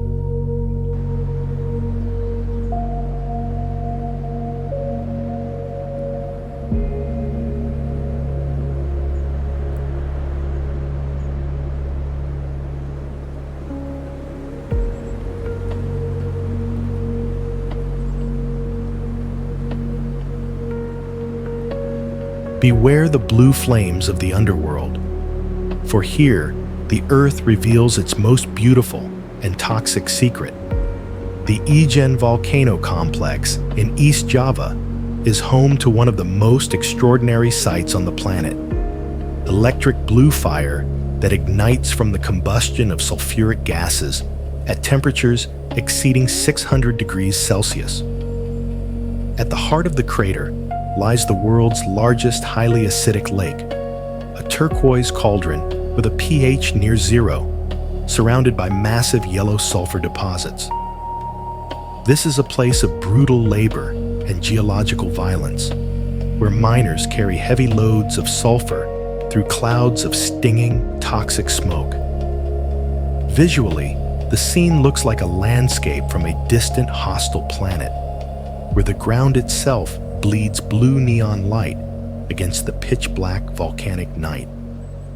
As the chemical vapors swirl in the moonlight, they create ghostly, flickering apparitions that seem to dance upon the acid lake. Local miners believe the volcano is a living entity that demands respect and constant vigilance.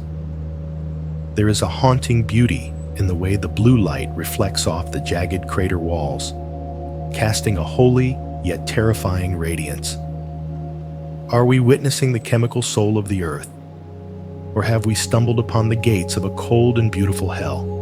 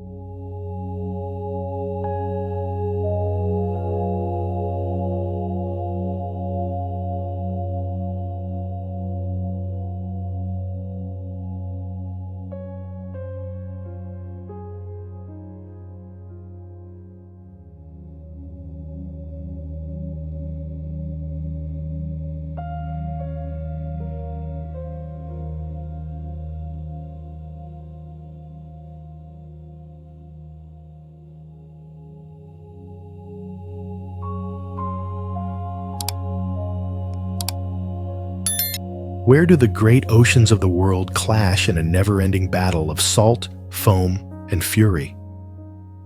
The Cape of Good Hope is a rocky headland on the Atlantic coast of South Africa, once feared by sailors as the Cape of Storms due to its treacherous currents and violent weather. Discovered by Bartolomeo Diaz in 1488, it became a legendary milestone for explorers seeking a sea route to the east, a place where the balance between life and death was as thin as a ship's hull. Visually, the cape looks like a jagged, rocky finger pointing defiantly toward the infinite gray void of the Antarctic. When the massive Atlantic swells crash against the cliffs, they send up plumes of white spray that look like the grasping hands of a sea giant. In the fading light of a stormy evening, the ocean turns a deep, bruised purple, reflecting a power that no man can truly master. Sailors tell tales of the Flying Dutchman, a ghost ship doomed to sail these waters for eternity. Can you hear the screams of the lost echoes in the roar of the wind? Or is it just the ocean laughing at our insignificance?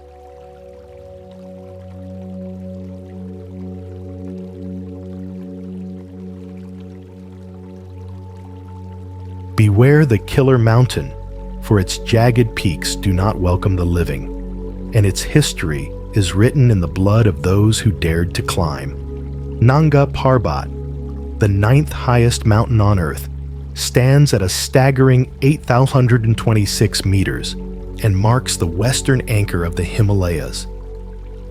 Its most terrifying feature is the Rupal Face, a vertical wall of ice and rock rising 4,600 meters from the valley floor, making it the largest mountain face in the world.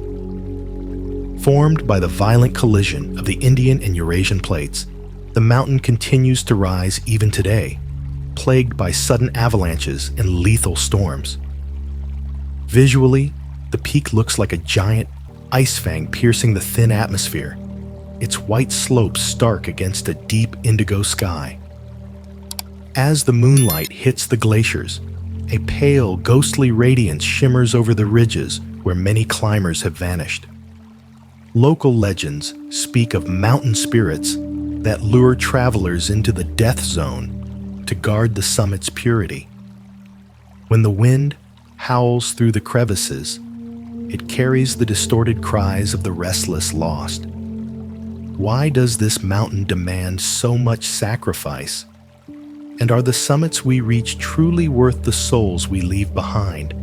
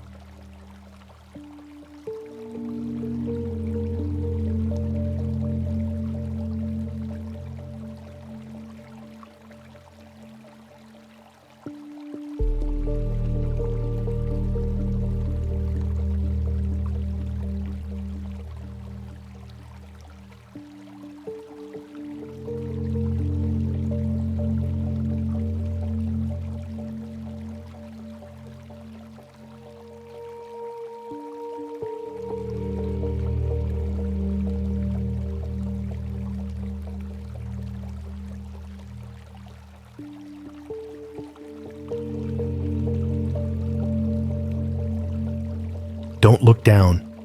You are standing in a forest where the trees are made of stone, and the floor is hidden by a sea of clouds.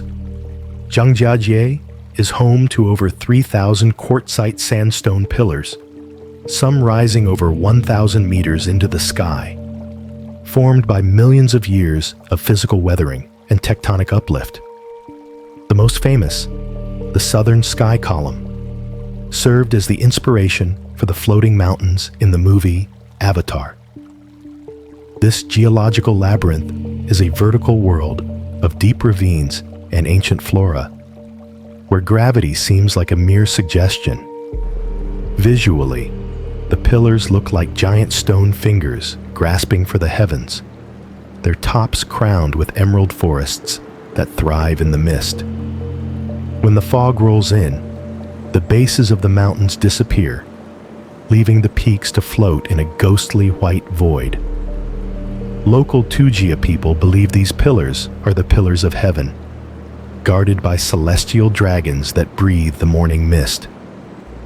In the profound silence of the high peaks, the air vibrates with an ancient tectonic energy. Do the mountains move when the fog blinds us? Or are we the ones drifting away from reality?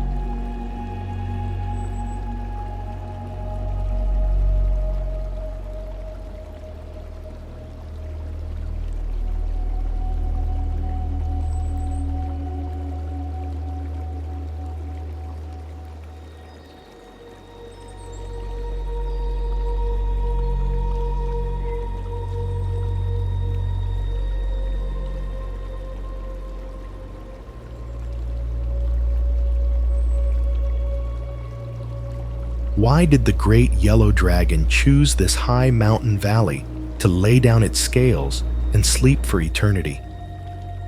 Huanglong is a surreal landscape in the Minshan Mountains, featuring a 3.6-kilometer-long travertine valley formed by calcite deposits from ancient glacial water. Over thousands of years, these minerals have built 693 distinct, colorful ponds that terrace down the mountainside like steps of liquid jade. The area is a sanctuary for rare species, including the giant panda and the golden snub-nosed monkey, thriving at altitudes of up to 3,500 meters. Visually, the valley looks like the shimmering golden scales of a dragon resting beneath the snow-capped peaks, its pools glowing with iridescent blues and yellows. As the mountain sunlight reflects off the water, the valley ignites with a sacred flickering radiance that seems to change color with every breath of wind.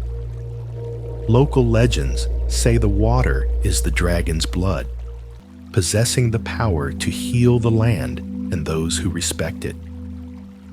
The atmosphere is one of crystalline purity and divine stillness.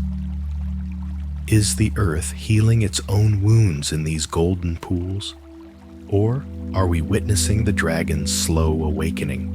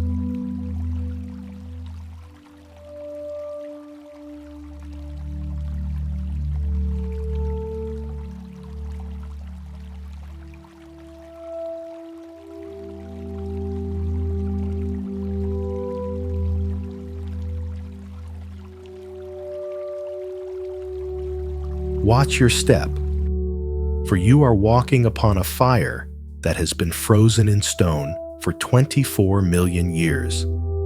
The Zhangye Dangxia Geopark is a 510 square kilometer explosion of color, where Cretaceous sandstones and siltstones have been folded and layered by the same tectonic forces that created the Himalayas. These vibrant stripes of red, orange, and emerald are the result of mineral deposits and iron oxidation, sculpted by wind and rain into jagged peaks and deep valleys. This is a landscape that defies the natural color palette of the Earth, looking more like a surrealist painting than a geological formation. Visually, the mountains look like layers of a giant cosmic cake or waves of fire captured in a mid-air dance. When the setting sun hits the ridges, the colors intensify into a blinding neon glow that seems to vibrate against the horizon. Some say the land is a map of the heavens dropped onto the earth, containing the energy of the stars. In the quiet of the desert evening, the ground feels as though it is still radiating a primordial heat. Is the earth we walk on still burning with the chaos of creation, or is this just a beautiful illusion?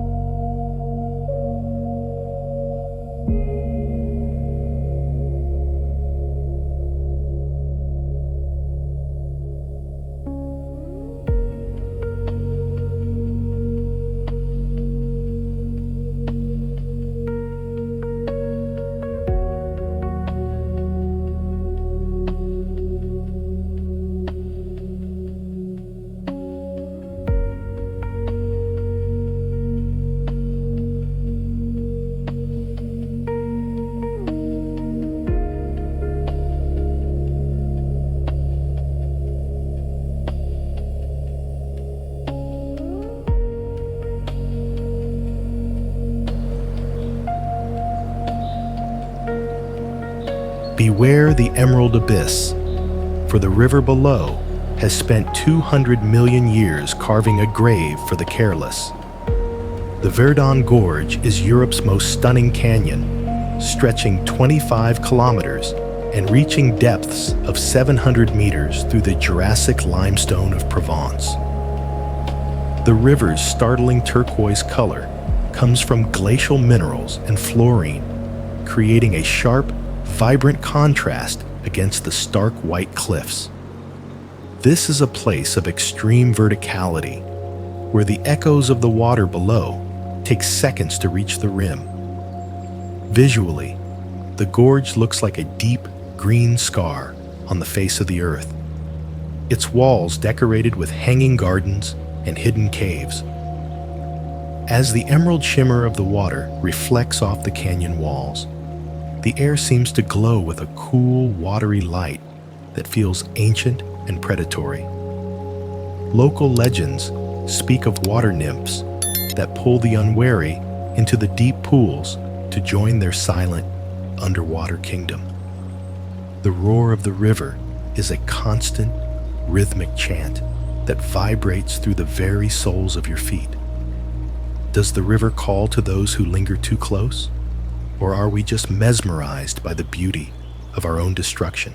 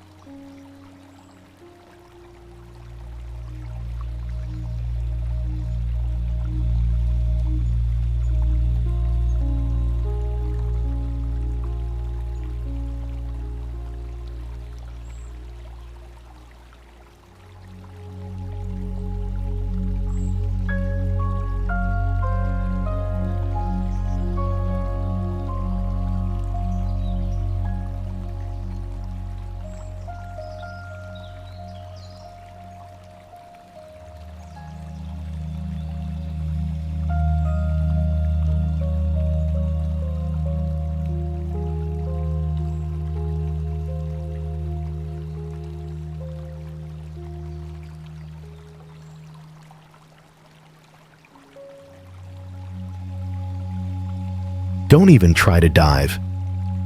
The water here will reject you with a violent, oily force, pushing your body to the surface like a piece of cork. Situated at 430 meters below sea level, the Dead Sea is the lowest point on the face of the Earth, a hypersaline lake where the salt concentration reaches a staggering 34%. This environment is so extreme that no fish or plants can survive within its depths, earning its name as a watery tomb of mineral wealth. The water is so dense with minerals like magnesium, potassium, and bromide that it feels more like a thick, slippery syrup than actual liquid. Visually, the shoreline is encrusted with brilliant white salt crystals that form jagged coral-like structures and snowy beaches, contrasting sharply against the deep cobalt blue of the water. As the blistering desert sun reflects off the salt white edges, it creates a blinding, holy radiance that masks the suffocating heat. Biblical legends speak of this sea as the site of ancient cities swallowed by fire and salt as a divine punishment for their sins.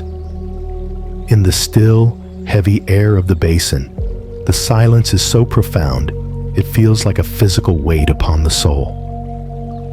Can any human truly be cleansed in a sea where life itself is forbidden? Or are we just floating over the ruins of a forgotten wrath?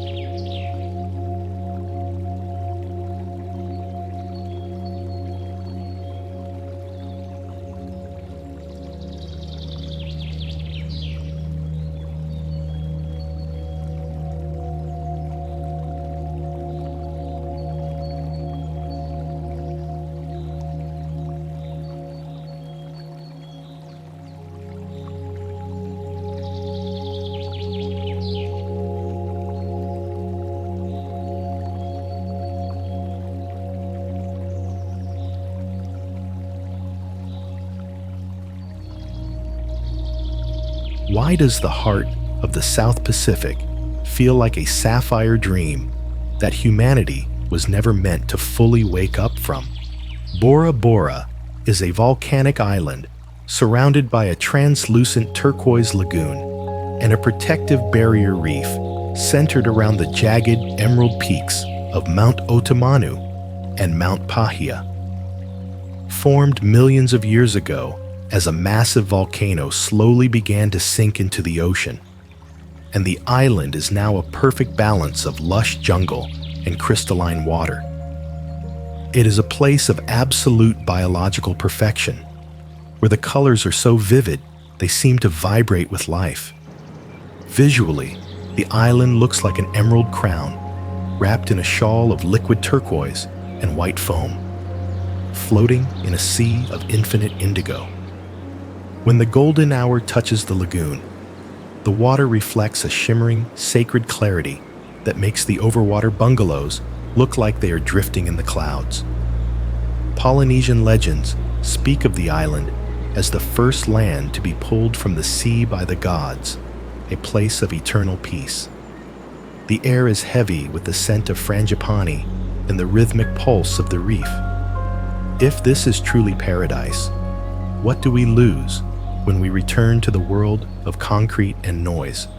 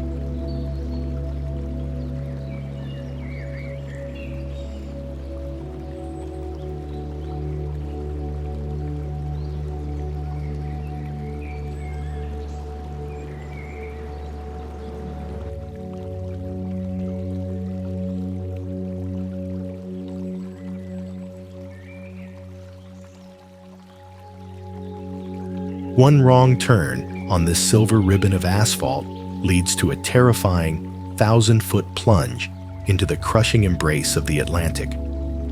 Chapman's Peak Drive is one of the world's most spectacular marine drives, carved directly into the near-vertical face of a 593-meter-high mountain. With 114 curves, over just 9 kilometers, the road is a masterpiece of civil engineering, utilizing massive half-tunnels and catch fences to protect travelers from the constant threat of rockfalls. The engineering required to hang a road over such a violent coastline is a testament to human daring against the raw power of the Cape. Visually, the road looks like a thin silver thread stitched into the jagged, rusted skin of the mountain, hovering precariously over the churning white foam of the sea. As the ocean spray and evening mist swirl around the cliffs, the road disappears into a gray, spectral void. Sailors say the ghosts of shipwrecked souls watch the cars from the rocks below, waiting for the mountain to reclaim the road. Does the mountain regret the road we carved into its side? Or is it just waiting for the next storm to wash us away?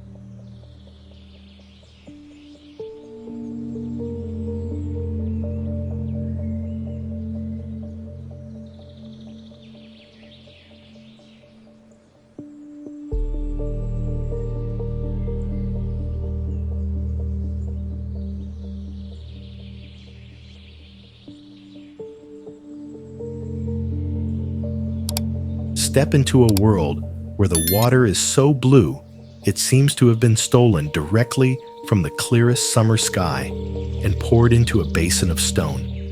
Lake Tekapo, situated in the Mackenzie Basin of the South Island, owes its surreal, milky turquoise color to glacial flour, extremely fine rock particles ground down by glaciers and suspended in the water. Surrounded by the snow-capped peaks of the Southern Alps and a vibrant carpet of purple lupins in the spring, the lake is a masterpiece of high-altitude serenity.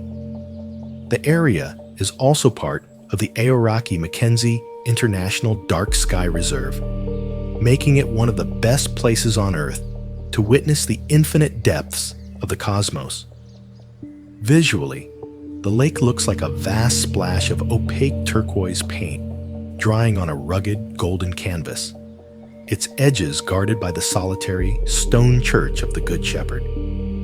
As the sun sets, the water reflects a pale celestial light that bridges the gap between the rocky earth and the shimmering Milky Way above. In the profound silence of the mountain air, it feels as though time itself has slowed to a crawl, allowing the soul to breathe.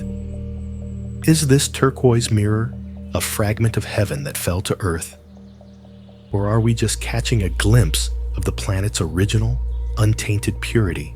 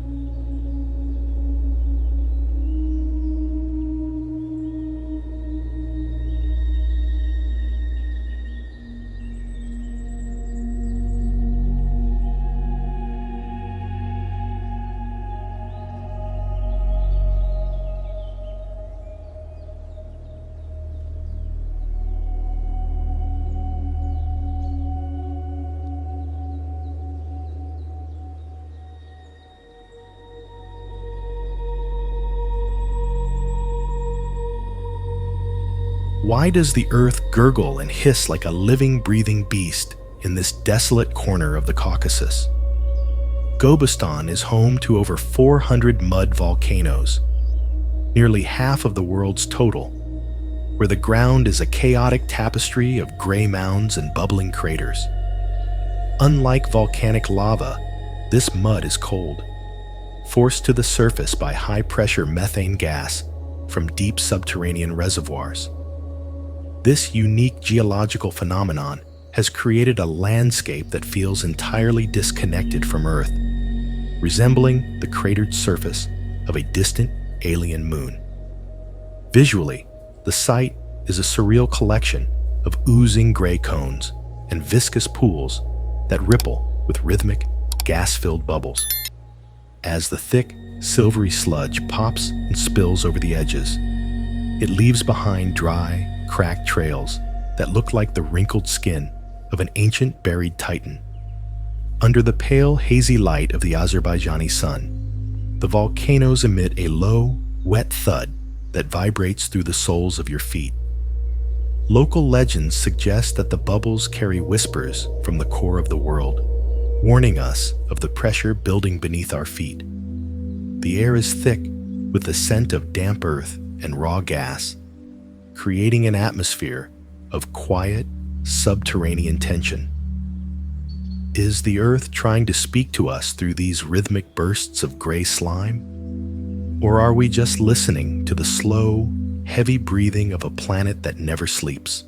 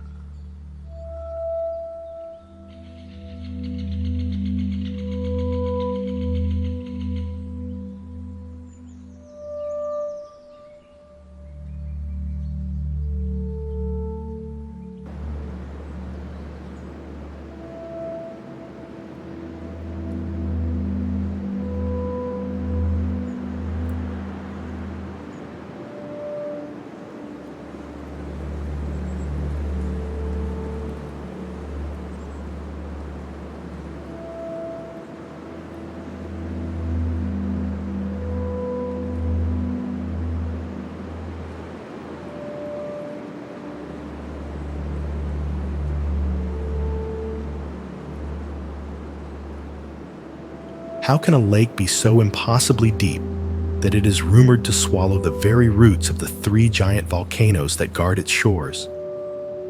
Lake Atitlan was formed 84,000 years ago in a massive volcanic caldera, a sapphire-colored jewel surrounded by the towering peaks of Atitlan, Toliman, and San Pedro. Reaching depths of over 340 meters, it is the deepest lake in Central America, a place where the water remains eerily still until the Zocamil wind rises to churn the surface into a violent frenzy. The shores are lined with indigenous Maya villages, where ancient traditions and languages still thrive against the backdrop of the volcanic slopes. Visually, the lake resembles a vast liquid sapphire set into a ring of fire and emerald, its surface shifting from brilliant turquoise to deep indigo as the sun moves.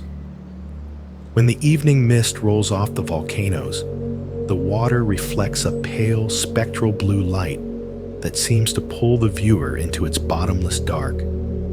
Maya legends tell of a lost city, Samabaj, submerged deep beneath the waves, where the spirits of the ancestors still reside. Is this lake a peaceful sanctuary for the weary? Or is it a shimmering gateway to the underworld, where the volcanoes keep watch over the dead?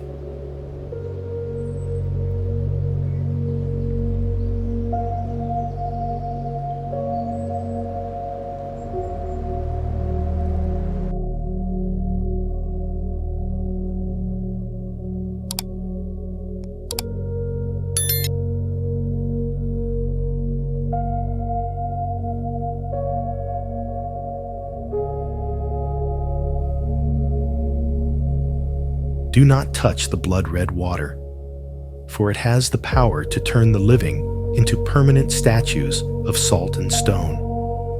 Lake Natron is one of the most hostile environments on Earth, with a pH level as high as 12 and water temperatures that can reach 60 degrees Celsius.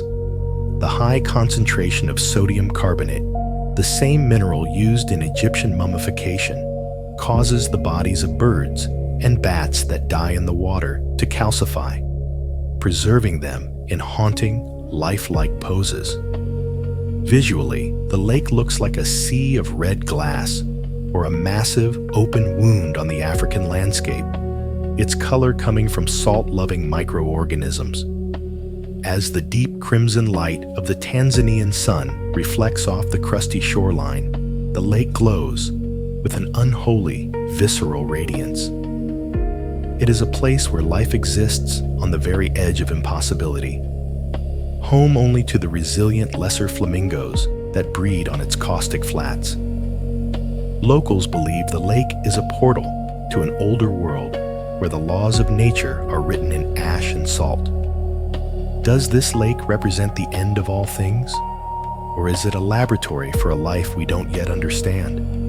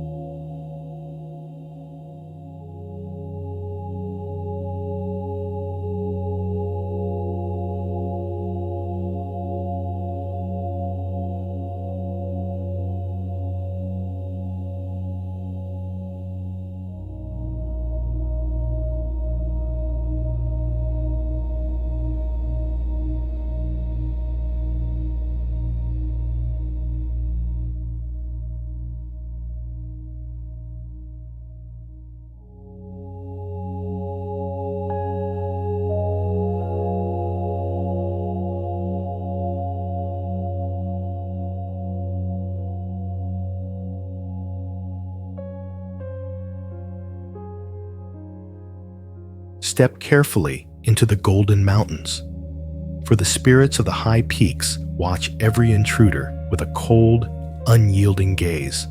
Spanning 4 nations, the Altai Mountains are a rugged, untouched wilderness that serves as the cradle of Turkic civilization and a sacred sanctuary for the elusive snow leopard. This UNESCO World Heritage Site is a masterpiece of tectonic uplift, featuring jagged granite peaks that soar over 4,500 meters and massive glaciers that feed some of Siberia's largest rivers. The region is dotted with ancient Pazyryk burial mounds and mysterious stone monoliths that have stood for millennia, guarding the secrets of nomadic kings.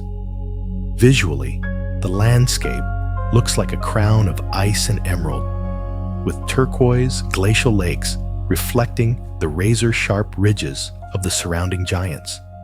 As the shimmering starlight hits the snow-covered summits, the mountains glow with a spectral, silver light that seems to hum with a primordial, shamanic energy.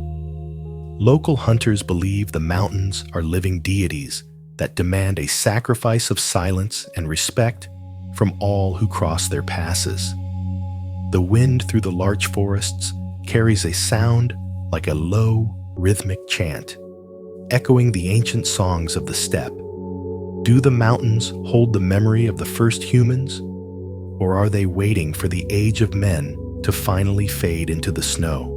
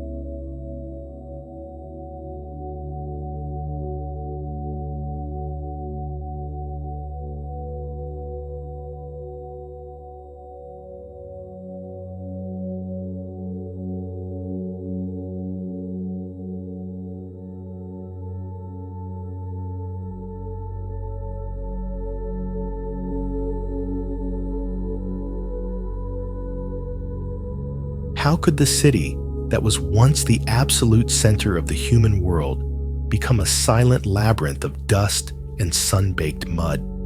Babylon, established in 1894 BC on the banks of the Euphrates, was the home of the Hanging Gardens and the legendary Ishtar Gate, a place where laws were first written and empires were born. The city's decline was slow, brought on by shifting trade routes, political collapse, and the inevitable decay of its mud brick architecture in the harsh Mesopotamian heat. Today, the ruins are a haunting mix of reconstructed walls and ancient foundations, struggling to survive the modern era. Visually, the city looks like a golden, sun-drenched maze of crumbling bricks, its once mighty towers reduced to dust-choked mounds. As the sunset light filters through the palm trees, the ruins glow with a bruised purple radiance that feels heavy with the weight of 4,000 years. Local legends say the ghost of King Nebuchadnezzar still walks the city walls, mourning the loss of his eternal empire. Can a city truly die if its name is still whispered in every history book?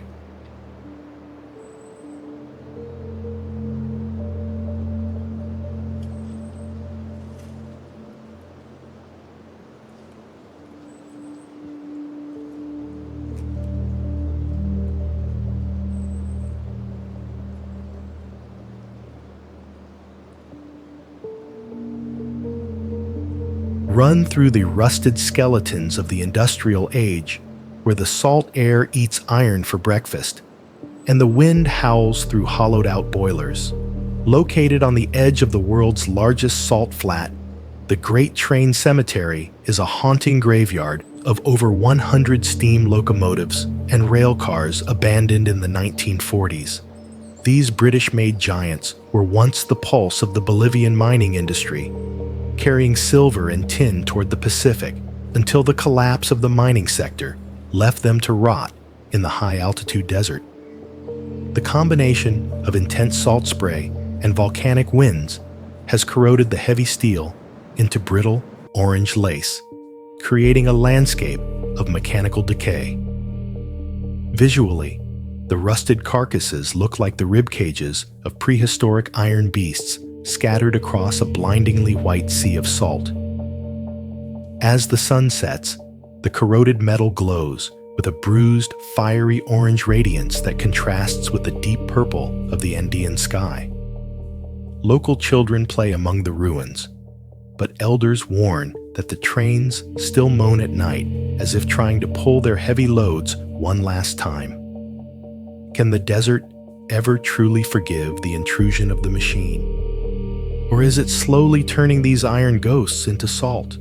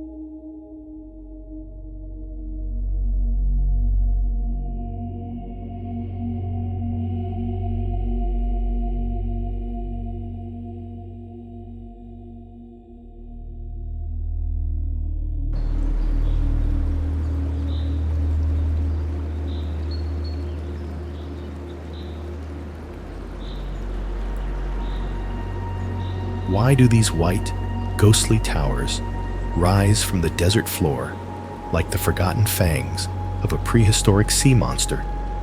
Bajira is a stunning mountain formation located on the Ustjurt Plateau, a vast territory that was once the bottom of the ancient Tethys Ocean millions of years ago.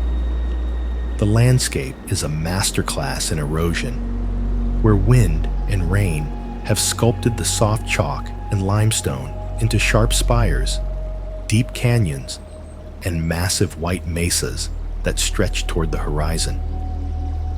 This is one of the most isolated and alien environments on Earth, a place where the silence is as vast as the sky. Visually, the white chalk cliffs look like a fleet of titanic ghost ships sailing through a sea of yellow dust, their jagged peaks reflecting the sun with a blinding ivory intensity. As the evening shadows stretch across the canyon floors, the white stone glows with a pale, spectral radiance that suggests the ocean might return at any moment to claim its floor. Some say the wind through the chalk towers carries the screams of the marine creatures that died here eons ago. In the absolute stillness of the desert night, do the stones remember the weight of the water? Or are they just waiting for the wind to turn them back into dust?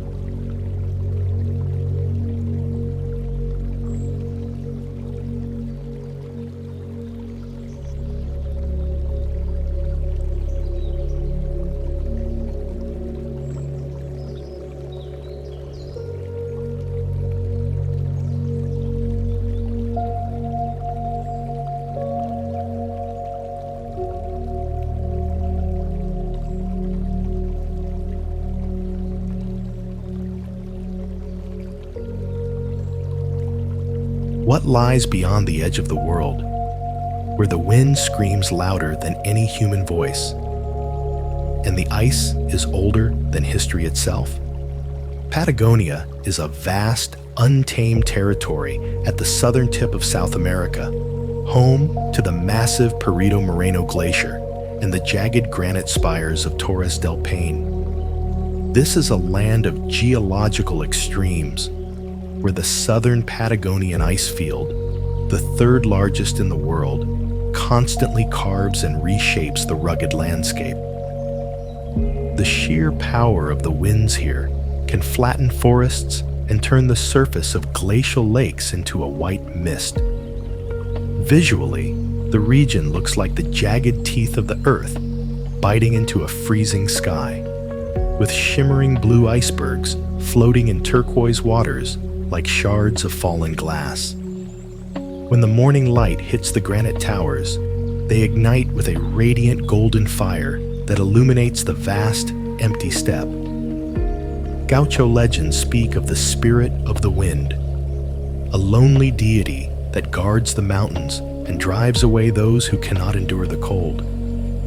The silence of the glaciers is broken only by the sudden, thunderous crack of ice falling into the sea. Why does the beauty here feel like a warning? And are we small enough to survive the gaze of the eternal ice?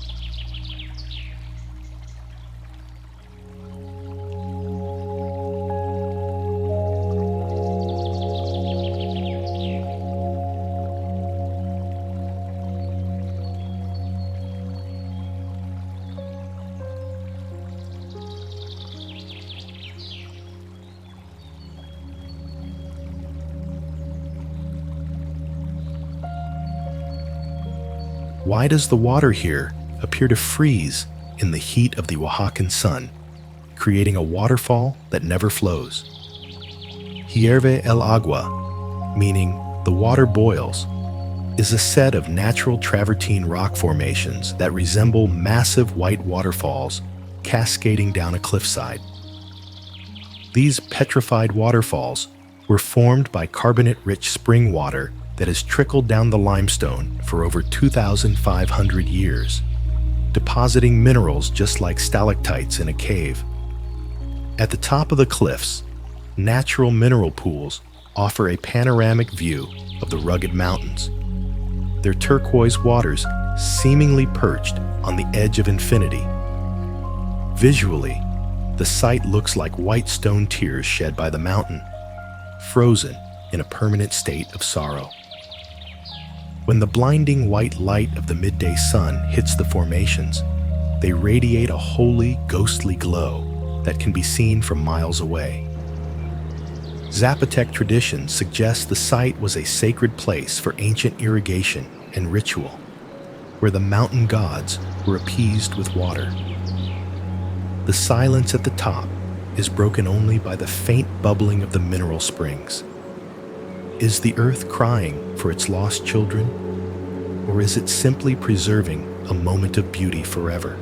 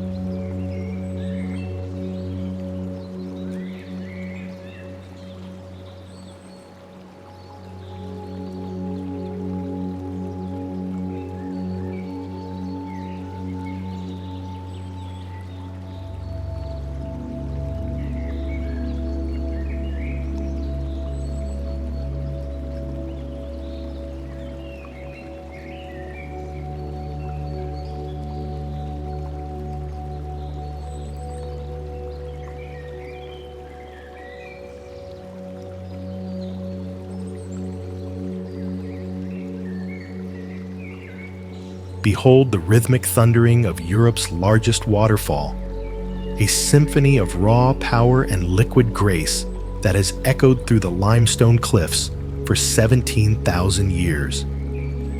Formed during the last ice age as the Rhine River changed its course, the falls stretch 150 meters wide and drop 23 meters into a churning white cauldron below. During the peak summer melt, over 600 cubic meters of water crash over the rocks every second, creating a mist so thick it obscures the very sun. In the center of the falls stands a massive, unyielding rock pillar that has survived the relentless battering of the current for millennia. Visually, the water appears as a white, foaming veil of liquid lace, its power so immense that it seems to vibrate the very earth beneath your feet. As the sunlight catches the rising spray, a shimmering, sacred rainbow forms over the abyss, casting a divine radiance upon the emerald forests that line the banks. Local folklore suggests the falls are the heartbeat of the continent, a pulse of life that keeps the rivers flowing and the land fertile. The roar is so profound, it drowns out all human thought, leaving only a sense of absolute awe. Does the water carry the memory of the ice that birthed it? Or is it just racing to find peace in the distant sea?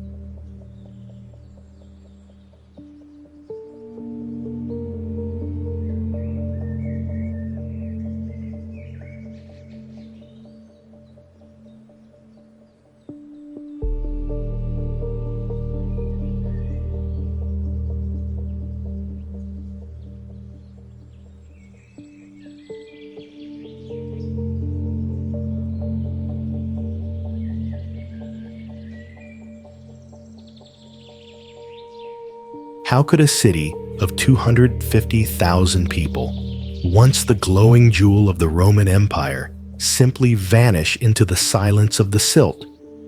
Ephesus was founded in the 10th century BC and served as a vital trade hub and the religious center for the worship of Artemis. The city is a masterpiece of ancient urban planning, featuring the Grand Library of Celsus and a theater that could hold 25,000 spectators, all built from massive blocks of local marble. Over centuries, the changing course of the Caister River filled the harbor with silt, cutting the city off from the sea and leading to its eventual abandonment and ruin. Visually, the site resembles a grand marble skeleton, bleached by the Mediterranean sun. Its columns standing like broken fingers reaching for a forgotten god. As the golden hour bathes the ruins in a soft honeyed light, the dust motes seem to dance like the ghosts of ancient philosophers. Local folklore suggests that the spirit of the goddess Artemis still wanders the silent streets at night. The air is heavy with the scent of sun-baked stone and the weight of lost history. Are we forgotten when our grandest structures break? Or does our essence linger in the dust we leave?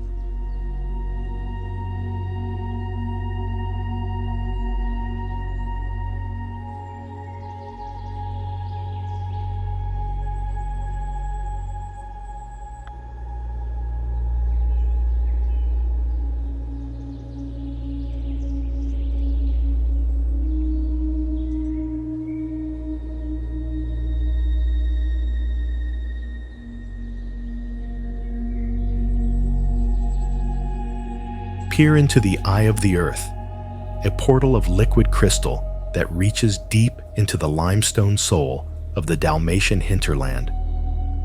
The source of the Cetina River is a karst spring of extraordinary beauty, a deep hole in the earth where the water rises from a depth of over 155 meters, though divers have yet to find the true bottom. The water is so clear and cold that the underwater caverns and shifting sands are visible far below the surface, creating a terrifying sense of depth. This spring has provided life to the region for thousands of years, feeding a river that winds through rugged canyons before meeting the Adriatic. Visually, the spring looks exactly like a giant, unlinking human eye, with a dark blue pupil of deep water surrounded by an iris of shimmering turquoise and jade. As the Mediterranean sun strikes the surface, the eye glows with a radiant, cerulean light that seems to watch the heavens with a silent, prehistoric intelligence. Local legends say the spring is the gaze of a sleeping earth god, and that those who look too long into the blue may lose their own reflection. What ancient secrets are hidden in the dark pupil of this watery eye, and why does it feel like the earth is watching our every move?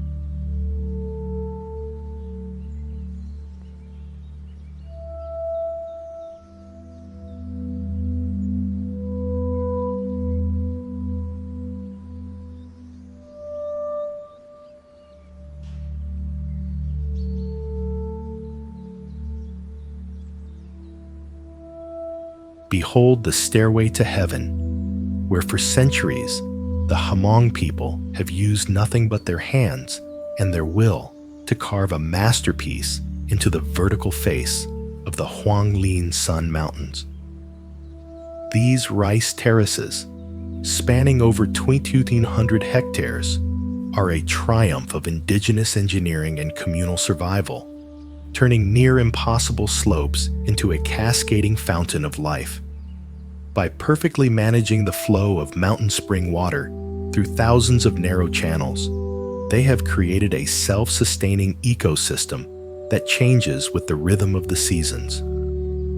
Visually, the mountains look like they are covered in golden liquid velvet during the harvest, with waves of grain flowing down the peaks like a sun-drenched waterfall.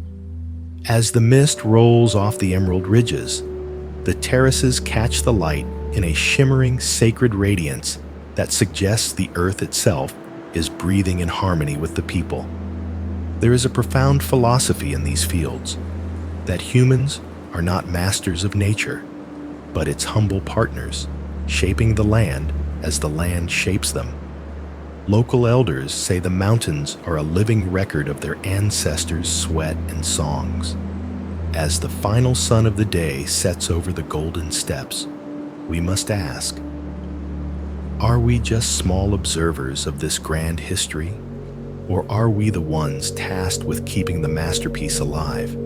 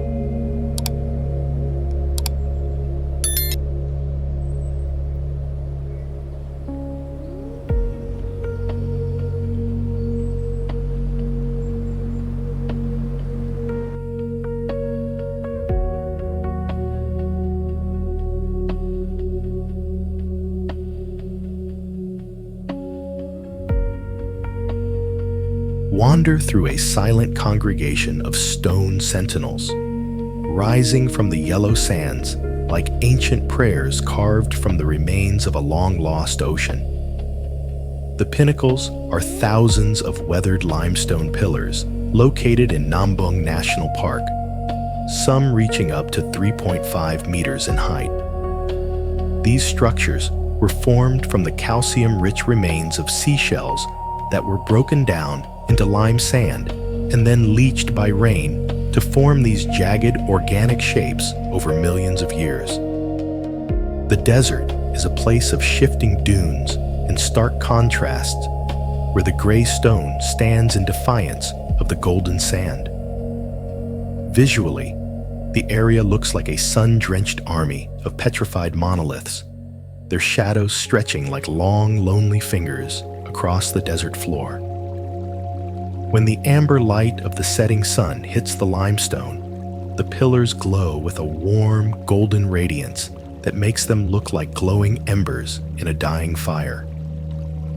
The spirit of the Aboriginal Dreamtime permeates the air, suggesting that these stones are the remains of ancestors who were turned to stone for trespassing on sacred ground. The wind through the pillars creates a low, haunting whistle that sounds like a forgotten language.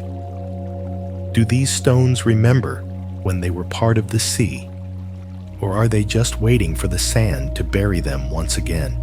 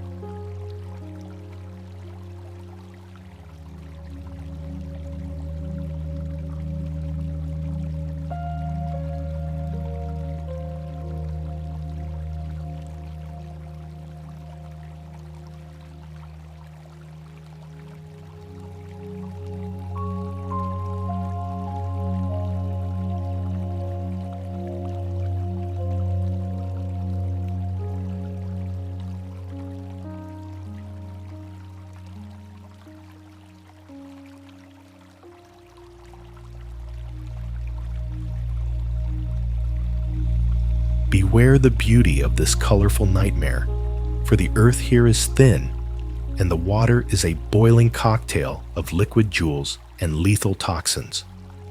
Waiotapu, meaning sacred waters in Maori, is an active geothermal area at the southern end of the Taupo volcanic zone. Thousands of years of volcanic activity have created a landscape of collapsed craters, cold and hot pools, and steaming fumaroles. Its most famous feature, the Champagne Pool, boasts a vibrant orange rim of antimony and arsenic deposits that contrast sharply against its deep green, bubbling center. Visually, the park looks like a mad painter's palette spilled across a scorched landscape, with neon greens, bright yellows, and visceral oranges steaming under a sulfurous haze. When the sun pierces the thick steam, the mineral-rich waters ignite with a radiant neon glow that feels both divine and dangerous. The air is thick with the scent of sulfur, the breath of the earth, and the rhythmic thumping of mud pools sounds like a subterranean heartbeat. Local Maori traditions revere this land as a place of raw power, where the veil between the physical and spiritual worlds is shredded. Is this vibrant landscape a vision of the world being born? Or is it a beautiful warning of the fires that burn beneath our feet?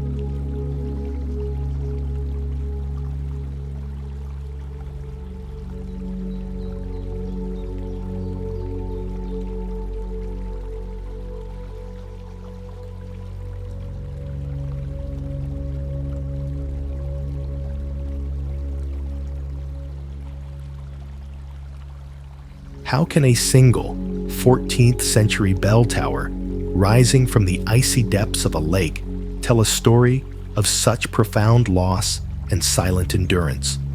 Lake Resia, located in the South Tyrol region of Italy, is an artificial reservoir created in 1950 that submerged the entire village of Curon Venosta to produce hydroelectric power. Today, only the top of the Romanesque church tower remains visible, standing defiantly in the center of the lake, while the rest of the town lies in a watery grave beneath. During the winter, the lake freezes solid, allowing visitors to walk right up to the stone walls of the bell tower. Visually, the spire looks like a lonely gray finger, pointing toward the heavens from a void of deep blue water or white ice. When the moonlight hits the submerged masonry, the tower casts a long, flickering shadow that seems to reach for the ghost of the village below. Local legends claim that on cold winter nights, you can still hear the bells tolling from beneath the ice, even though they were removed decades ago. The air around the lake feels heavy, with the scent of pine and the weight of forgotten prayers. Does the tower stand as a symbol of human resilience, or is it a permanent scar left by our hunger for power?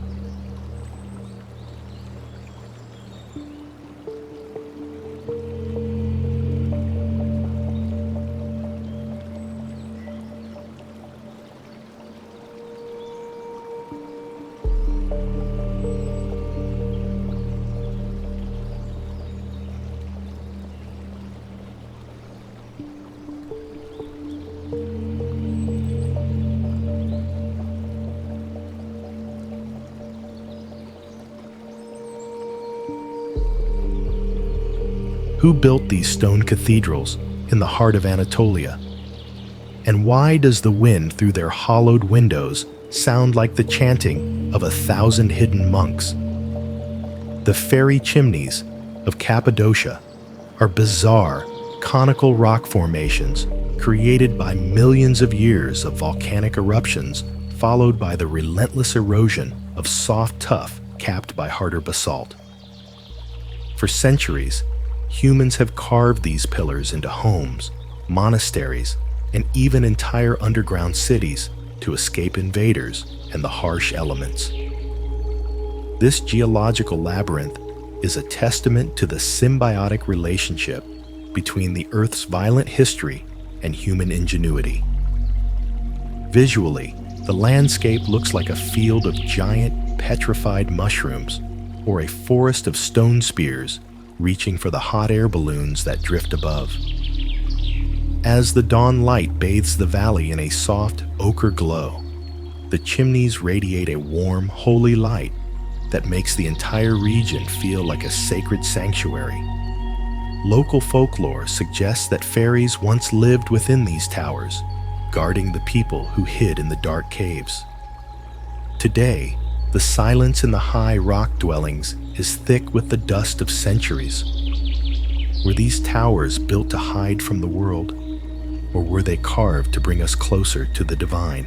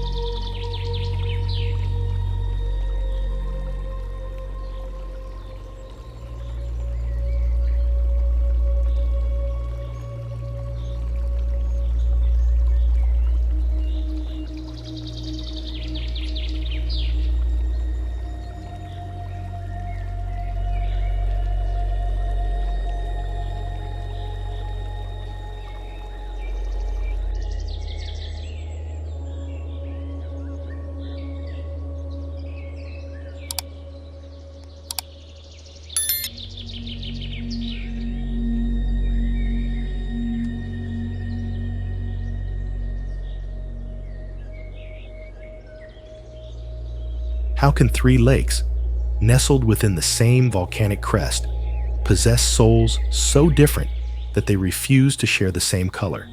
Mount Kelimutu, a spectacular volcano on the island of Flores, is home to three crater lakes: Tiwu Atambupu, Tiwu Nua Murikufai, and Tiwu Atapolo, that famously change hue independently of one another. Formed by volcanic eruptions and fueled by subaqueous manifestations of volcanic gas, these lakes shift through a palette of midnight black, turquoise, deep red, and chocolate brown. The chemical reactions between the volcanic minerals and the changing oxygen levels in the water create a dynamic geological laboratory. Visually, the lakes look like three vibrant liquid gems set into the dark, charred skull of a sleeping giant. Their surfaces so still they look like solid glass. As the morning mist peels back from the crater rim, the sun reveals a radiant spectral glow that feels heavy with an ancient, supernatural weight. Local Leo people believe these lakes are the final resting places of the dead, with the colors representing the age and character of the souls within. When the water shifts from blue to blood red, it is said the spirits are restless or displeased. Do these changing waters reflect the shifting moods of the ancestors? Or are we merely watching the Earth's chemistry create a beautiful, terrifying illusion?